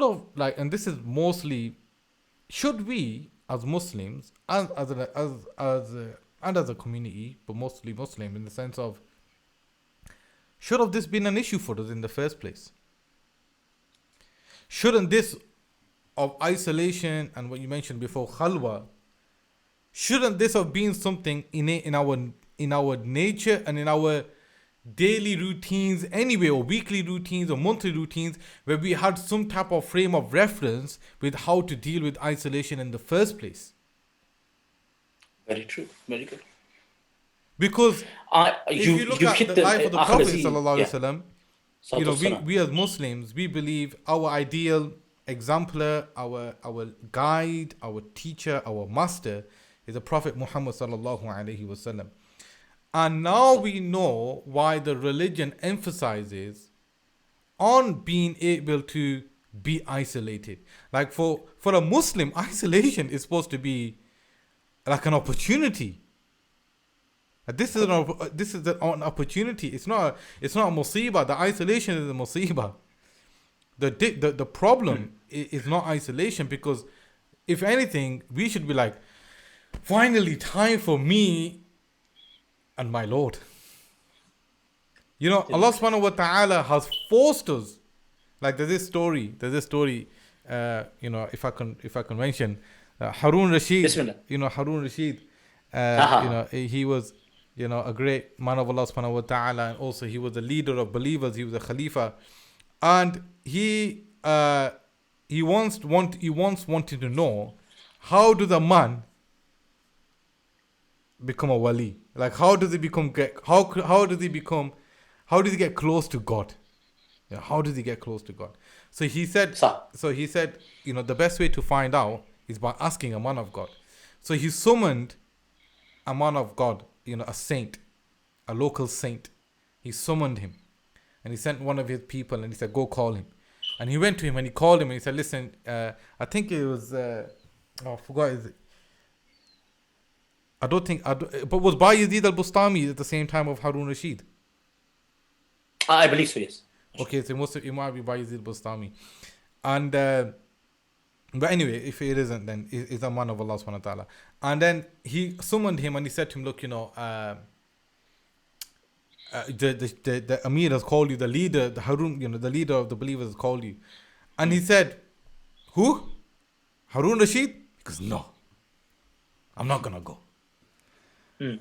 And he come back and he told him, listen, he said no. And Harun Rashid was like look, you know, I respect him, Allah, so just go ask him, insist that I am asking. So he went back and he called him again. And he said, no. And obviously you will see this often with people of God and leaders. Even though, like, there's always been a bit of a, like, what they say, the best of scholars, the best of leaders are at the doors of scholars, and the worst of scholars are at the doors of leaders. Meaning, so anyway, so he's called him again, and he said no. He's fobbed him off, and so the guy, so the person he was sending, he goes, he walks past our courtyard every day, so you know we can try to call him then. So he goes, yeah, excellent idea. So he goes over and he sees him walking past. He goes, Sheikh, please enter into my house, and I just want to ask you a few things. And he fobbed him off again. He walked off, and it's twice, and the third time, and he goes bloody hell. He goes, you know what to do? He goes, when he walks past, we will rope him down and pull him up to us. And he goes, and then we will ask him, how do you get close to God? How can a person become a wali? So, and after obviously much attempts of trying to call him, that's exactly what they did. Roped him down. He was like, you know what I mean? Pulled him up, brought him to himself, and he said, Sheikh, I'm very sorry for the the courtesy, but I needed to ask just one question. How do I get close to God? How do I get close to God? And how can I become a man of Allah subhanahu wa ta'ala? And he says, I'll tell you how. He goes, sometimes, you know, Allah calls you. He goes, just like you called me once, I rejected you. You called me twice, I rejected you. You called me third time, I rejected you. He goes, they come to a point where you physically intervened in my life and brought me close to you. And he goes, and that's how Allah brings you close to Him. When Allah wants you close to Him, He will intervene in your life and bring you close. And right now, that's exactly what's happened in our lives. How many people now have been forced to read Quran, have been forced to start thinking about prayer, have been forced to start thinking about sending salawat upon the Prophet ﷺ. Because they got like, you know, what else can we do? We can't just watch Netflix all day. Because deny it or not, you watch it one day, second day, you will start feeling depressed. And so we've been forced now to respond to Allah subhanahu and this, what I mean is, now what I was saying was before was, it's a it's a question that we should ask ourselves: is why has this become such a new experience for us in terms of being solitude, or being in solitude, or being quarantined? When this is, look, we have the i'tikaf, which is 10 days solitude. And this is the sunnah of the Prophet sallallahu alaihi wasallam. You go into solitude for 10 days. We know the life of the Prophet sallallahu alaihi wasallam. He went to solitude almost for 7 years. He did. You know, when before revelation and during revelation, and then during the open call, and you know, at the, just before, and even he returned back to the Hira when things got tough for him as well. Once people of Ta'if That's very true. didn't, Right. so it's something that was within, you know, years of actions in the life of the Prophet sallallahu alaihi wasallam. And then you see of the people of God, what they say is the tawbah, even seeking forgiveness for Allah subhanahu wa ta'ala, is that what they say is the first step to it is solitude, because you can't be between mans and sa whilst, you know, feeling bad about, you know, you got to be in a state of reflection. You got to give yourself some time. And the question is for myself was, why was this such a new phenomenon? You know, as a Muslim, it shouldn't have been. Somebody says to you, yeah. Sorry? Yeah, somebody says to you, you have to go in solitude. You should know exactly what to do. You should have your books ready, your prayer mat ready, the Quran that you're trying to finish off ready. Everything should be like, oh yeah, I know what to do. I know what to do for a full month. You know, I know exactly what to do.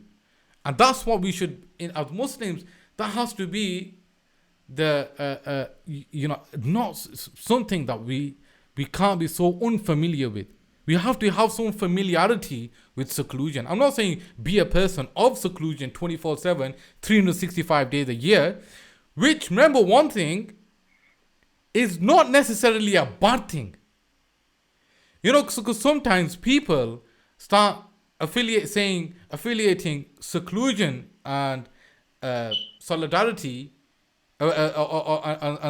solidarity in the sense of, oh, it's not the way of religion. Remember when Abu Bakr Siddiq radiallahu anh, when he was exiled, when he left Makkah and he said, I'm leaving, I'm done. And he was heading towards Abyssinia, and he met Ibn Dughunna. And Ibn Dughunna said to him, where are you going? And he said, I'm wandering the earth worshipping Allah. That's it. I'm just going to wander the earth worshipping God.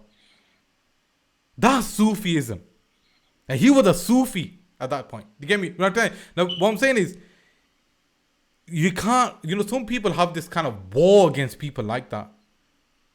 You mean, this is not the way of religion, this is not the way of Islam.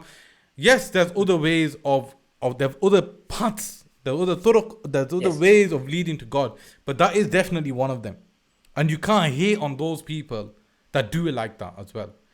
Look at Ashabul Kahf, people who took solitude.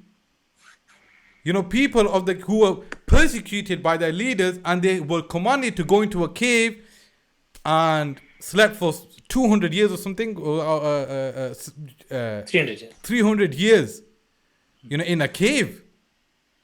And so this is part of our tradition in that sense of having solitude and being isolated and stuff like that.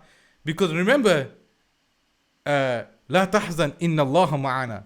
When the Prophet ﷺ was with Abu Bakr Siddiq in a cave in solitude, what did the Prophet say? لا تحزن, don't worry. إن الله معنا. Indeed, Allah God is with us. You can't forget that. You are not alone when you are alone. You are not alone. You know, you have to really establish that connection with Allah subhanahu wa ta'ala. That, you know what, if God has intervened in my life now for me to return back to Him, I need to make the most of this. And, you know, it's just, I'm sorry, Maulana Sahab, you know. No, please don't. Allah give you barakah, bismillah. Saf, look, you just, it's a crucial question that you ask, and it's a very important question. And by mentioning the particular traditions within our tradition of Prophet Muhammad sallallahu alaihi wasallam and the Sahaba ridwanullah alaihim, that seclusion, khalwa, Khalwa itself, what needs to be understood by this particular tradition is the withdrawing of oneself from dunya. Now, what is dunya? Ajib, that today, we talk about clubs and pubs and particular places of socializing, etc., all closed down. For the right reason, because they were main places of socializing and it would impact the increase of the virus. But from a Muslim's perspective, for us, these would have become temptation. Places that would become difficult. Sometimes we go through towns, we go through some places, and etc. It would make it difficult, especially on our spiritual sense, our spiritual being, our psyche, our physical and mental. Now, by imposing this, the state has, what have they done? Is literally what you've touched on is something which works should be we should be very comfortable with. But that tells you something, Saf, is this, that maybe our state is not what we think it is. We say we are practitioners of Islam. We say we pray 5 times a day. MashaAllah, alhamdulillah, there are people who do this. Allah give them strength, inshallah ta'ala, and be steadfast. We say, I'll keep I'll keep the fast of Ramadan. We say that I will do Hajj Baytullah ta'ala, and many have done Hajj Baytullah subhanahu wa ta'ala. We give charity. We do all these beautiful things. But the thing is, إِنَّمَا الْأَعْمَالُ بِالنِّيَّةِ. All actions are dependent on intentions. This is crucial.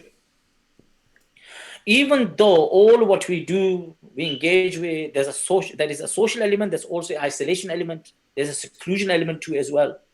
Like you mentioned about i'tikaf, that those, mashallah, who partake in this tradition, it exempts those who cannot. But it is a time to reflect, a time to stop. Times to literally would mean that waiting somewhere and stopping. That's what i'tikaf is. Stopping from what? Stopping yourself from going crazy. Stopping yourself from going out of control. Stopping yourself from those activities that are not giving you the opportunity to let go, look back and say, oh, where have I come? That's what i'tikaf is. I'tikaf is stand still. Who am I? What am I? What is my purpose? Why am I here? What is the reason I'm here? وَمَا خَلَقْتُ الْجِنَّ وَالْإِنسَ إِلَّا لِيَعْبُدُونَ. You have not created mankind for any other purpose except for our worship. فَاذْكُرُونِي أَذْكُرُكُمْ وَاشْكُرُوا لِي وَلَا تَكْفُرُونَ. Remember us, we will remember you. We come from those who are grateful, not from those who are ungrateful. Stand still. Think about this. There's no doubt what you are saying, but that tells you about our state today.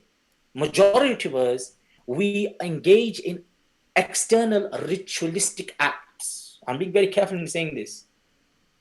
Our bodies partake in ibadat, but our hearts and minds don't. When we're in salah, think about this. There is great hikmah behind certain acts of God.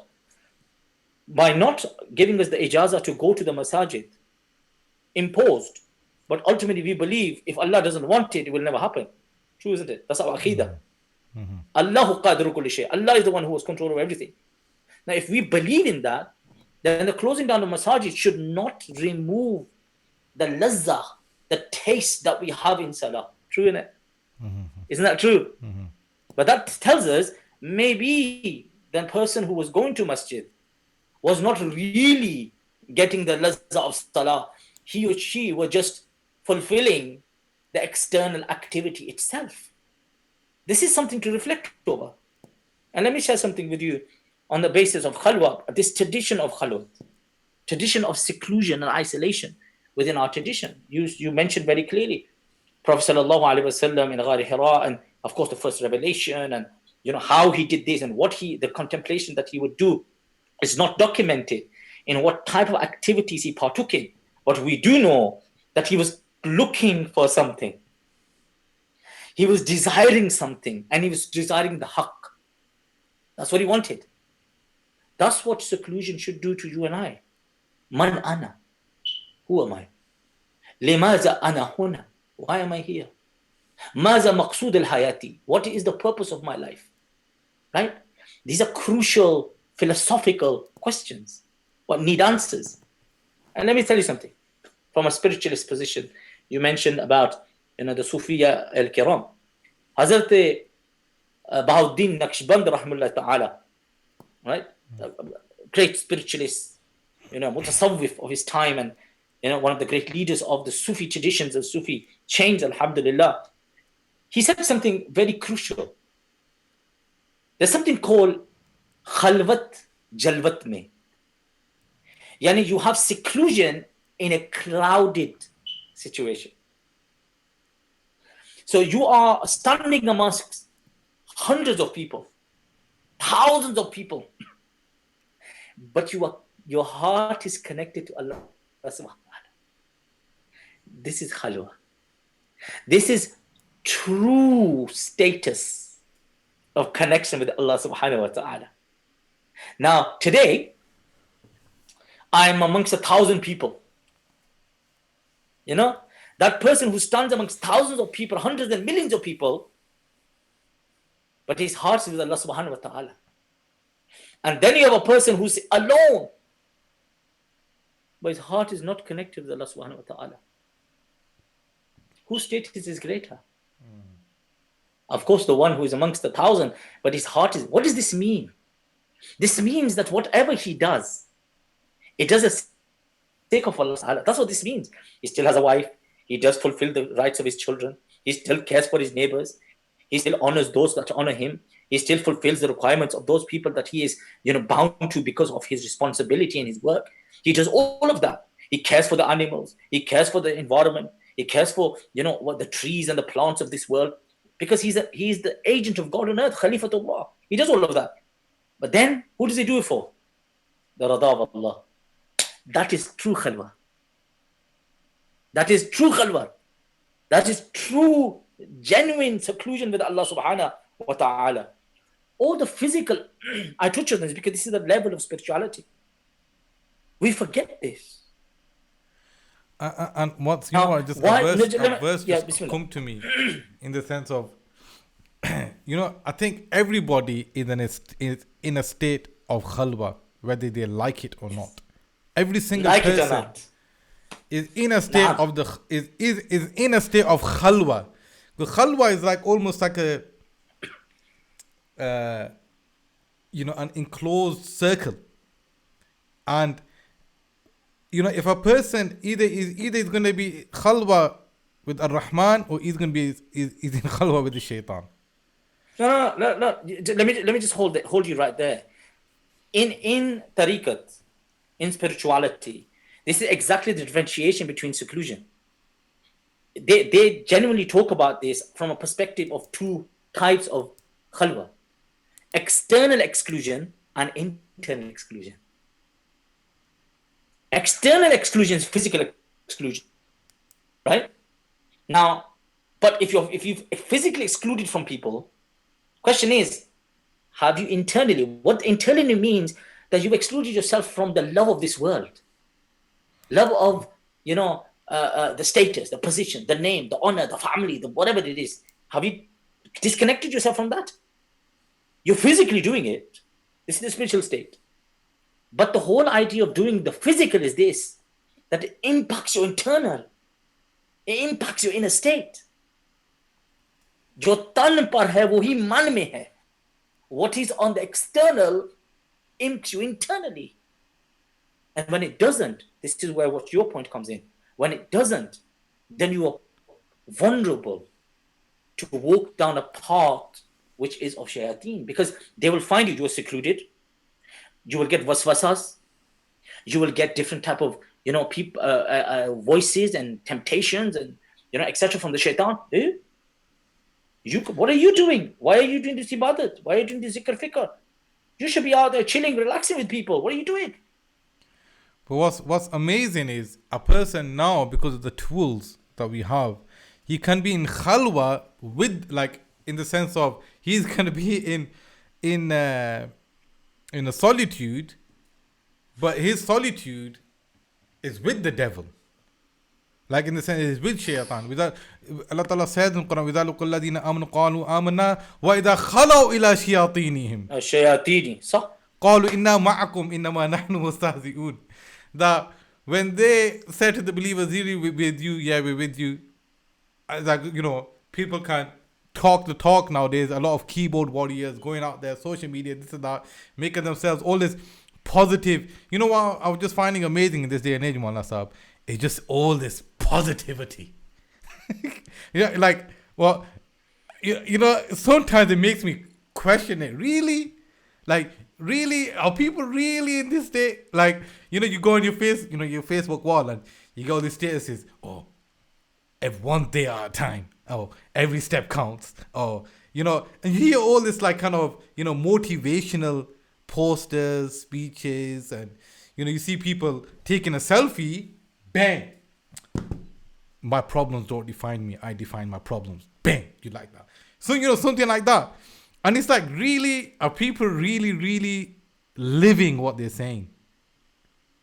No, let me see, Akhil Aziz, let me say something to you. We have become people of the moment. That's our problem. What I feel in that moment is my life. Okay? So that snap or that click, right? That share or that like, okay, will give me a boost. Now there's an issue there. Because if these are the things that give you positivity or give you a sense of belonging, then that means there's something genuinely you and I are losing within ourselves. We don't have in ourselves. And what is that? Is how we feel about ourselves. Who am I? What is my value? Do I genuinely have that value for myself? Am I still waiting for that click and, you know, that like and whatever it is? Because the thing is, look, no doubt the pursuit of all people would be to be happy. No, the Constitution of America is in the pursuit of happiness, which is a right of humanity, according to the Constitution of America.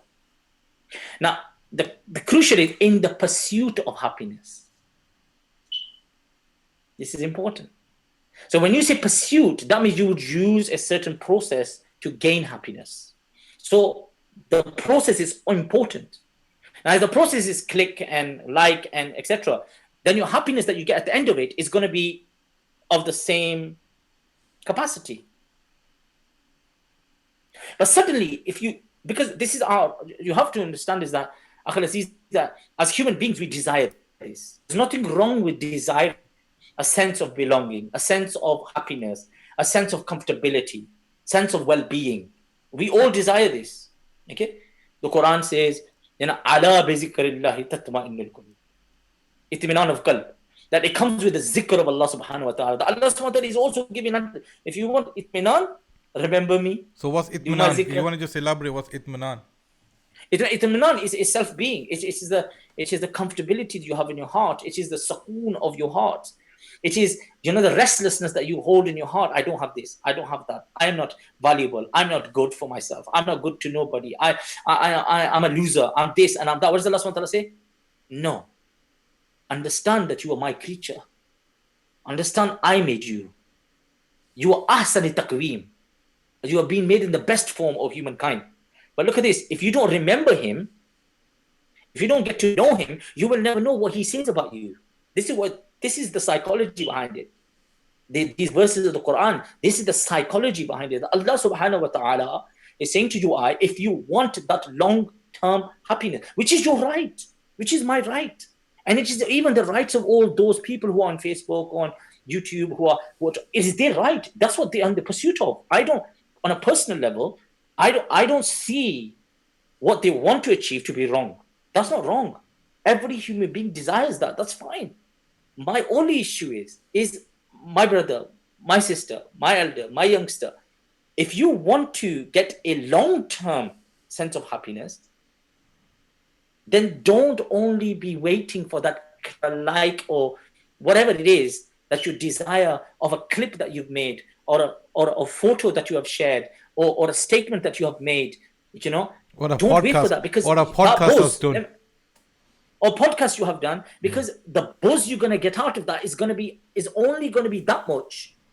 How much of whatever you have created, that's it. That few minutes, few seconds, it makes you smile and done. Then you will want another hit. See, this is the thing. The impact of social media, this is a whole other area, bro. Do you know what I'm saying? Around the impact of social media, the impact of engagement with social media. There's clear research that young people and certain people who live on, not only young people, but elders as well, who live on social media and who live on computers and who live on, their phones, when for them, every single time they get a ping, it's like a hit. It's like them taking a drug. It's the same type of endorphins that are released in their body. They get a buzz. Now remove that phone from them, they get anxiety, they get frustrated, they get angry, which is exactly the same if you removed from a junkie, right? They chosen a substance that they are taking and they have become addicted to. If you remove that away from them, what happens? They go crazy. Mm-hmm. So as people, what I'm saying to you, stuff is this, that look, as people who work with these people, firstly, I'm not ready to just cut them off. I don't believe in that. Mm-hmm. There's a support mechanism in place that needs to be put in. First and foremost, to make them feel, look, I get what you want. And we all want that. That little bit of happiness, a little bit of niceness, a little bit of peace in life. Yeah, we want that. But bro, sis, the way you're going down this route is small doses that you're getting. You need a larger dose. And the largest dose is something which is not down this path. Make something of yourself. Create and do something for yourself which you believe in. Genuinely get out there, help people. And let me share something with you. One of my teachers, Allah protect him, inshallah ta'ala. I say his name, Pirzada Imdad Hussain Sahab. May Allah subhanahu wa ta'ala protect him, inshallah ta'ala. Allah give him strength, inshallah ta'ala. He said something when we were graduating, and I'll share this with yourself, Saf. And he goes, whatever you do in life, may Allah give you ajr for it. May you receive what you need from it. But in life, if it means once a week, or it means once a day, 1 hour, we're not asking for 24 hours, 1 hour of your day, 1 hour of your week, only for Allah. No one knows. No social media knows. No YouTube knows. No Instagram knows. No Twitches knows. No taking a Nobody picture. knows. No taking a picture of your masalla and saying, Ya Allah. Sending a post saying, Ya Allah, I'm feeling so close to you right now. Ameen. No, look, I'm like this. But someone does that, I say Ameen to them. Because husnul, let me be clear with bro, you. I find it funny. Bro, I'm going to be honest with you. I find no, it funny. I don't see, you're entitled to this, bro. You're entitled to this. What I'm trying to say is, we are people of husnul zan. We hold good opinion. That's, as believers, that is what we have been asked to do. Husnul zan, have good opinion. But at the same time, we're not saying all people are like this. Some people are also like this. It's just a show. But what I'm trying to say is, I know what you want. Because I know what you want. If you want that continuously, I extend this, advice that was given to me, right? And given to my fellow brothers that we studied, that dedicate 1 hour in your life. Nobody knows except you. The tradition of Hazrat Abu Bakr Siddiq radiallahu ta'ala anhu. He had to take Hazrat Umar Farooq radiallahu ta'ala anhu to follow him, to find out where does he go every day. And he had not told anybody for years. He would go to this lady's house who's blind, she had children. He would make food for them, he would take ration for them, he will do everything for them, right? She didn't know who he was. She didn't even know his name. Hazrat Umar Farooq radiallahu ta'ala anhu hated himself. And later on, when Hazrat Abu Bakr Siddiq radiallahu anhu left, he went inside to the house and he goes to the lady, do you know who comes and helps you? She goes, no. She goes, no, I've never seen him. I've never spoke to him. Oh, sorry, I've never asked his name. He asks us, what do we want? What do you want to eat? What do you want to consume? I do that. He does what he does. He stays with us for a number of hours, make sure everything is fine, and then he leaves. This is our tradition. In life, not everything needs to be on this platform. My beloveds, we love you for the sake of God. We love you as our brothers and sisters, brother and sister of humanity. We love you. We have an obligation. We have an obligation ourselves first. I'm accountable for myself. Ya ayyuhallazina amanu qu anfusakum. O believers, save yourself. Allazina amanu qu anfusakum wa ahlikum nar. And your families from the hellfire. That's responsibility. And then it's increased. Look, you are in isolation. Many of you have a particular routine, yeah? Particular routine. Probably some elements of the routine are not that positive. We're not saying, let go straight away. Don't do that. That's wrong. I deal with people who have particular addictions. And it's hard. It's really hard. I'm going to be blunt with you. Some of the people I meet, bro, it's not easy. When I see them, they're completely off it. Then when they go to detoxification, all right, rehabilitation, then I start seeing color in their face, and they start saying, Iman, could you please call my wife? I'm like, okay, so that means you have a wife. Okay, then he goes, I have 2 kids as well. I'm like, okay, I have a business as well. I'm like, yar, when I met you, I would have distanced all of that from you. This is important to understand as practitioners as well, and people of support, but at the same time, the people who are going through that, because we know, we can see what you're going through. What we are always saying to you is this. Look, we love you. You at this moment in time in a state of isolation, you have an opportunity to reflect, opportunity to think, opportunity to rectify. Do it. You are better than this. You are much more amazing than this. You are important. But you have to believe that you're important. I can say 1,000 times, oh, you're marvelous, you're great, you're nice, you're this, you're that, you're beautiful. But if you don't believe that about yourself, my words mean nothing. Nothing. Jazakumullah khair. So I think we'll conclude the discussion there. We spoke about a number of things now, but in a nutshell, from what I took from yourselves, we spoke about the elderly, and I concluded that before, and then we spoke about the second group, which is the youngsters.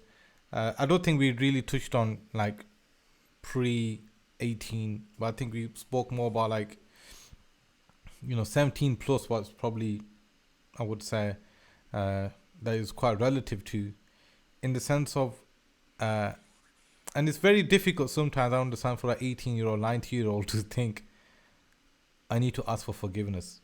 Or because he might be thinking, main zindagi tak kya ki hai, or what about, I'm still young yet. I could do my Hajj when I'm older and this and that. And maybe for that type of youngster, that type of lad, it's probably a bit difficult to grasp that, because he's in that state of biologically, he wants to experiment in his life. He doesn't want to hold back. He wants to push forward. Solitude is the last thing that's probably in the mind of an 18-year-old. But remember, if you're 18, you're going to be, inshallah, you have life. You're going to be 25 one day. You're going to be 35 one day. You're going to be 40 one day. You're going to be 50 one day. And then you're going to be 60 one day. And then after that, we says, it's the worst time of your life. So no, bro, let me throw this in. I'm sorry. It's just, look, life, no one knows when they're going to go. Let's get that straight. Yeah. Recently, the number of people who have died and the people who are dying. Exactly. There's no discrimination of religion, faith, age, health, nothing. There's no discrimination. This one particular virus, very clear to you and I, that anyone is vulnerable. We've Yeah. had a very child of 8 or 9 years, I believe she was, who caught this and she died. This is inevitable. This will happen, and death doesn't look at who it comes to. Let's get that straight. But I didn't want to leave on especially this podcast and etc. Alhamdulillah, because we're talking about individuals who bring some sort of self motivation in this, to think 1 minute, I've got to go, but I'm going to do it the best way, right? That's what's essential. I think I don't disagree with you on the part that I've got my whole life ahead of me. I could do what I want and this and that. But I think, and I'm going to be very open about this and say this, that I've a number of youngsters that I speak to, and teenagers that I have an opportunity to talk to and discuss. Because of what's going on, there's a lot of reflection. There's genuine thinking, because unprecedented time. I've never seen this in my whole life. Okay, you've never seen this before. My child is very young and she's seeing it. Okay, this is part of her personal experience. These 16, 14, 15, 16, 18, 19, 20-year-olds who feel that the whole world, what's going on today at this moment in time will impact everything that they do for their whole lifetime. Bro, that's going to happen. This is real. Look us around at the world. The behaviors have changed. The seclusion, the continuously, hand washing and this and that and everything. And the people are, what are you doing? What are you doing? Wherever you're going. At this moment, everything's alien because that's what we are used to. But these people these youngsters, young men, young women who are becoming older, this will become part of their routine to a certain extent. And it is a phenomena which has not existed for a long period, especially not in my lifetime, or not directly impacted, our communities, our societies directly. Probably other parts of the world, but it's not happened here. It's unprecedented times.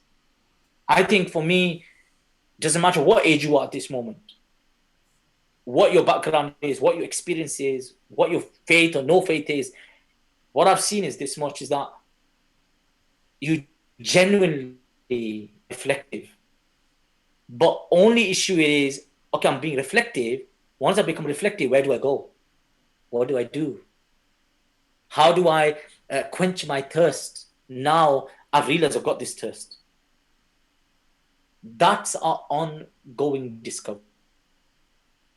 Hopefully, inshallah, in future conversation as well, let's discuss and talk about this, inshallah, even more. Bismillah. So inshallah, I think I would feel like that was a good, positive discussion. What I was mentioning about the youngsters was that if you feel, what I'm saying is, if a person feels like they're 18, 19-year-old, it's difficult to be in that secluded state at that time. If it is, remember, inshallah, you're going to get out of this. If you come out on the other side, inshallah, we all do. You have to plan in terms of what type of person do you want to come out. There must be one thing about you that you can change. Look, you might be 18, 19-year-old now, and you may have an issue of you can't stay away. You can't hold yourself from going outside. Your parents might be saying to you, Badna ja, don't go out. And you just feel like as if, what, I have to go out. Well, now you've realized, no, you don't. Do you get me? Now you realized, no, you don't. Yeah? You can stay in a lot more than what you think. You can be home for 11. You can be home for 10. You can be home for 9. And, you can try to practice that now. And you got a good excuse to say to your boys, can't come out, boys, can't come out. To get me, it's a curfew. There's no peer. This is one time now in my life where now peer pressure has no value. Like, in the sense of, you can say to your friends now without feeling ashamed, I'm not coming out. Yeah, boys, I'm not coming out. I'm on quarantine. I'm in isolation. I'm in quarantine. Do you get me? You can say that now because I use that now. Like, you mean? I'll tell you straight now, man. I find it hard to stay in. I find it hard to stay in me. I was one of, even though I like being on my own, I like my own time. I like my own environment. I love being with myself, bro. Yeah. But Yeah. like when I go Your personal Pakistan, space. yeah, I go Pakistan and my family, when they come to visit me, I come downstairs, Chasha, and then I go back upstairs, bro. I hardly go out. Yeah. Like, and they always said, tu par itkaf baithe hai." Do you do itkaf upstairs? Yeah. Because why? Subhanallah. My career as a photographer, cinematographer, documentary filmmaker, whatever, yeah, started being in solitude in a village in Pakistan, bro.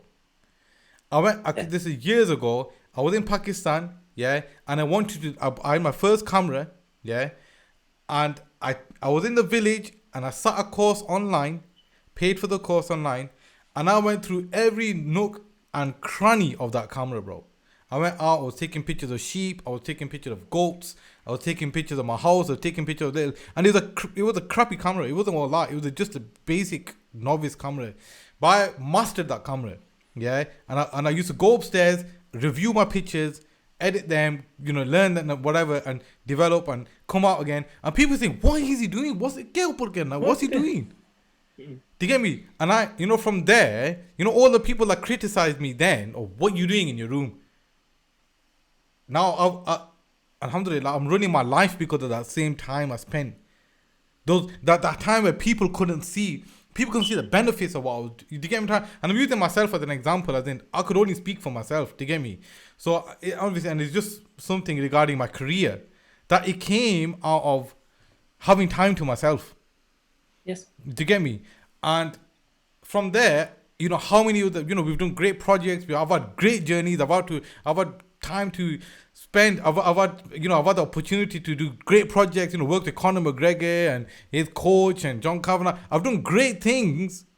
We've achieved great things on our team, our company. Yeah, due to a time spent what nobody could get. Nobody could understand why am I in my room for so long. Nobody could. People would criticize me or whatever. And this is to the youngsters out there. You got an opportunity to either learn a skill, learn an art, or you just sort your own thinking out. We don't do it no more on my Mac, yeah? Yeah. But when we had PCs, we used to do something called defragmentize. Every so often, you have to defragmentize your computer in the sense of you have to sort all the files out so the computer run a bit smoother. Yeah? Yeah. Right? You have to do that with yourselves as well.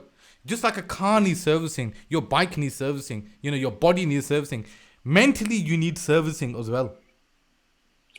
Because Tazkiyah. exactly. Tazkiyah.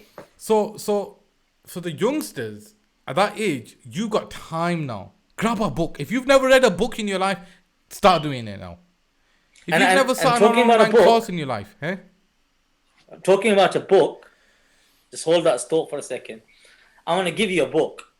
And I think it's a book to read. And you just said, didn't you? You got time in seclusion and to do something amazing. What you do with your life afterwards, it depends what you've done in your seclusion. I had the honor to read the autobiography of Nelson Mandela. Long Walk to Freedom. And what a book to read. Because a man who was incarcerated for 28 years on Robben Island. I've actually been in his cell, Nelson Mandela's. You've been in cell, so you know this. Yeah. He says himself, he said himself, he says in the book that he goes, I could walk the length of my cell in 3 paces. Yeah. Isolation, talking about limitation of space. And then he goes, he writes another quote he makes. He goes, when I lay down, I could feel the wall with my feet and my head grazed the concrete at the other side. So his space, which he had, which is his personal space in incarceration, was so limited that a man like him, if he laid down, he's just about fitted in that place. The width was about 6 feet. Yeah. That small cramped place, Asaf, you said, didn't it, that you've gone and seen that. You've seen that space. So that small cramped space was to be my home for I knew not how long. He didn't know. He couldn't see, he wasn't informed of the light at the tunnel, when he's going to be removed from his incarceration. He had no knowledge of this. And what did he do? The prism, Mandela's own prism to the world, was a small window with 6 bars on it. That's what it was. He said this. He wrote about this in his book. And I want to share that. And what did he do? 28 years of isolation, he comes out, complete annihilation of the apartheid, reinstating of a position, etc., which he made him a hero. Not saying South Africa has become a perfect state, it hasn't. But to reinstate the status and position of people. And then Mandela, what this 28 years did, it didn't create hate in his heart. It removed hate from his heart. And what did he do? He stood with the white community, the black community, the brown community, the Asian community, the African communities, whoever they were. And he said, we are all one. And where did it come from? That incarceration, that isolation. So what Saf is saying is hitting the nail on the head by stating this. And I think he's right. We have an opportunity. For God's sake, take it, man. Yeah, because you know what? You can, like I said, I always found it hard to stay home. I'm just one of those people. I've always been out, but at the same time, I can stay in as well. But out of the two, basically, I'll enjoy my time in, and if somebody call me, listen, come out, then I'll be coming out. But now, this time now, I'm just loving it in the sense of no one's going to call me, no one's asking me, and I can say, and even if I do get asked, it's like, look, no, I can't come out because obviously I don't get, but if there's any situation, it's like, look, no, I'm just trying to avoid it. So that's it, bro. You've got an excuse now. You've got no, like I said, any pressure of giving in. And I just want to, what I'll do is,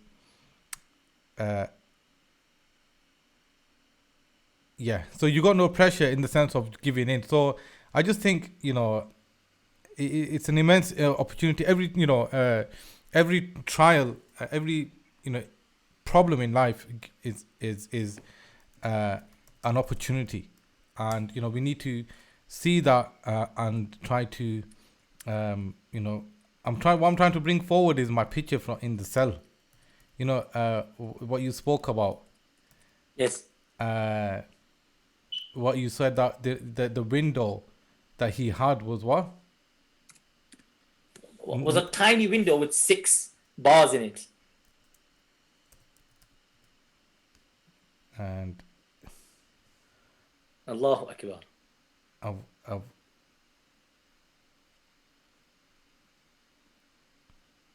talked about isolation, we talked about incarceration. These are the type of people we need to read about. We need to understand who they are. Look, he was a non-Muslim. But what he had done as a human being is phenomenal.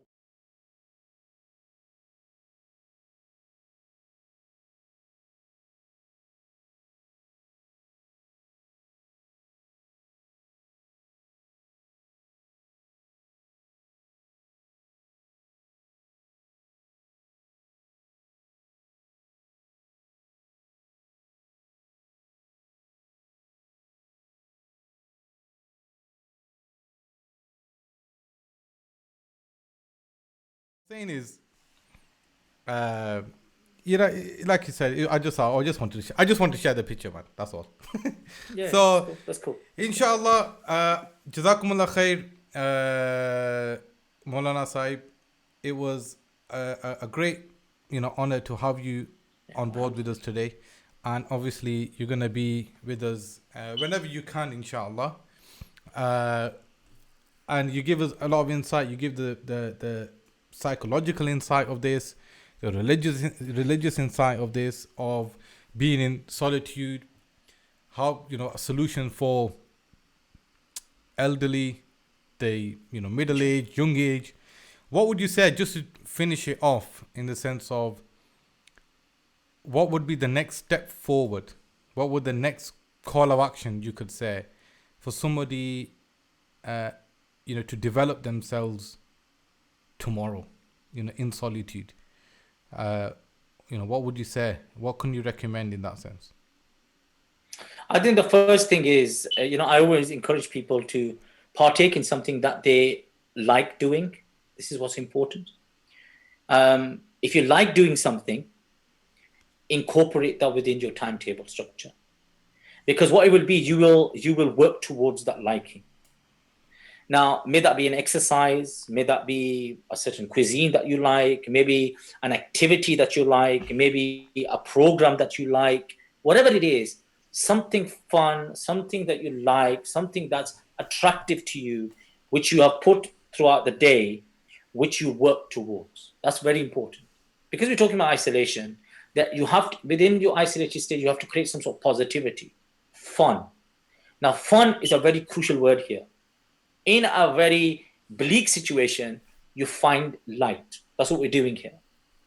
Now, this is good for your psychological state, physical state, mental state, and it's a state of your ruh. This is important. What you like, incorporate that into your timetable. And what that will do, that will encourage you even more. Because you're working towards it, whatever that is. And what I would do is I would put that in throughout the day, and then incorporate those things which you've never done before, right? You probably are a person who never read a book before, because nowadays we're all about watching videos. Right? Bring a book into your life. Maybe you're a person who doesn't read Quran a lot, or doesn't do azkar a lot. Okay, someone who doesn't do nafil a lot, might pray farz, but doesn't do nawafil, supplementary ibadat. Incorporate one of them in there. And let me be clear with you. Don't, and Saf, come on, let's get it straight. Don't overburden yourself. This is essential. Stay easy. If you want to do nafil, do 2 nafil. That's it. If you want to do zikr, 1 tasbih enough. Or even 33 times, subhanallah. Fine. Even if you can't do that, alhamdulillah, alhamdulillah, 10, 15 times. That's it. You know, a great thing That's that all I just is needed. remembered, right? But just on your point, in the sense of don't overdo it. In the sense of, Sheikh Harun was speaking about this the other day, where he said, if you don't drink alcohol, shaitan's not going to try to entice you to start drinking beer. But if you are inclined towards doing good actions, shaitan's going to incline you to try to overdo it in worship. Because once you overdo it, you're never going to return again. And you become tired, you become lethargic, you become lazy. Yeah, that's right. It's very true. And keep it within your capacity. This is important. Keep it in your capacity. Now, this goes for you and I both, bro. Do you know what I'm saying? Keep it within your own capacity, your ability. If your brother's doing, 10 nafil, don't do 10 nafil. Just do 2. Just do 4. That's enough. That is much more valuable in the sight of Allah subhanahu wa ta'ala than 100 nawafil only once. Keep it easy. Chill out. Relax. Make it fun. Make it something that you will look back at in the future. You'll say, you know what? I learned something, bro. I made the best out of a bad situation. And what I can recommend is, look, you've got access to a lot of information, and be very selective. Be very selective in the sense of, don't be trying to take in a bit from every single pot. Make a choice, a very clear choice. You want to watch movies? Watch movies. That's fine. Yeah. You want to go on social media? Go on social media. That's fine. You want to, FaceTime everybody in the world? FaceTime everybody in the world. But you make sure that you have a dedicated amount of time that's for your physical, spiritual, and mental development. That's it. Baki, you do whatever you want to do. Do whatever you want to do. But you make sure that you have an objective on that day. That day has to go productive. Something has to be achieved. Now, obviously, I can recommend in the sense of what, I'm sure Maulana Saab's got platforms available.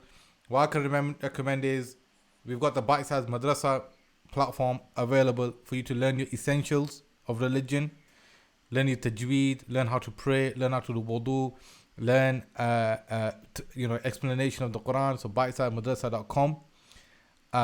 that you got short courses there, but regard or whichever platform you access, make that choice, clear choice that you know what, a platform, I'm gonna use this to develop myself like this, and just stick to it. Don't, because you'll go crazy. You'll go, if you start thinking, right, I listened to this podcast yesterday and Maulana Sahib said do this, and you're gonna start going on this spree now of trying to access everything, and before you know it, it's gonna be analysis paralysis, what they call it.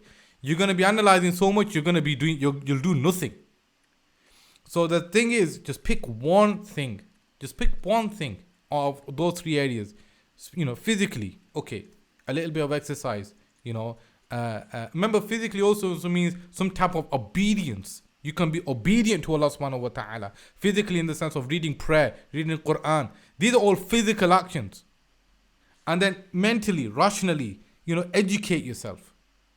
Educate yourself in a science. Especially if you've never educated yourself in religion, then that's incumbent upon you. That's further upon you. You have to do that. You have to know how to worship God. And then obviously pick a Western science, pick a book, do some research or something. But pick one thing that you think, because remember, you're not going to be in isolation for 10 years. You got 2-3 months max. Be easy. Calm down. Right? And then obviously spiritually as well. Like Sheikh was saying, do some azkar. And if this is your journey, if you're starting this journey now, if I may, Sheikh, recommend is, I think Tawbah is a good starting point. Because remember one thing, what's ever always worked with me, Sheikh, is if you're a professional sinner, then be a professional at asking for forgiveness. Simple. And for me, that's spoken to me more than any other statement that I've ever read of Imam Ghazali, in the sense of, one thing I can say is I'm a sinner. But one thing I want to learn how to do is, once I sin, what do I do from there? Because remember, those people who gain the anger of God are not those people who sin. It's those people who sin and return, forget God as well, who turn their back to God. And that's what we don't want to be. So, and that's me sharing my own personal journey, is that for me, Tawbah is a good starting point. Asking for forgiveness, whether it's in the morning, a small amount of time in the morning and a small amount of time in the evening, just dedicating that time of self-reflection and Tawbah. Sheikh, and end it with your words, bro. آمين اللهم صل وسلم على سيدنا حبيب محمد وعلى آله وأصحابه وسلم.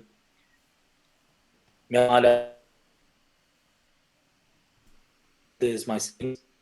All I want to say is that, Alhamdulillah, we had an opportunity to discuss and converse about a very crucial, important subject matter. Hopefully, it will be beneficial for you, inshallah ta'ala.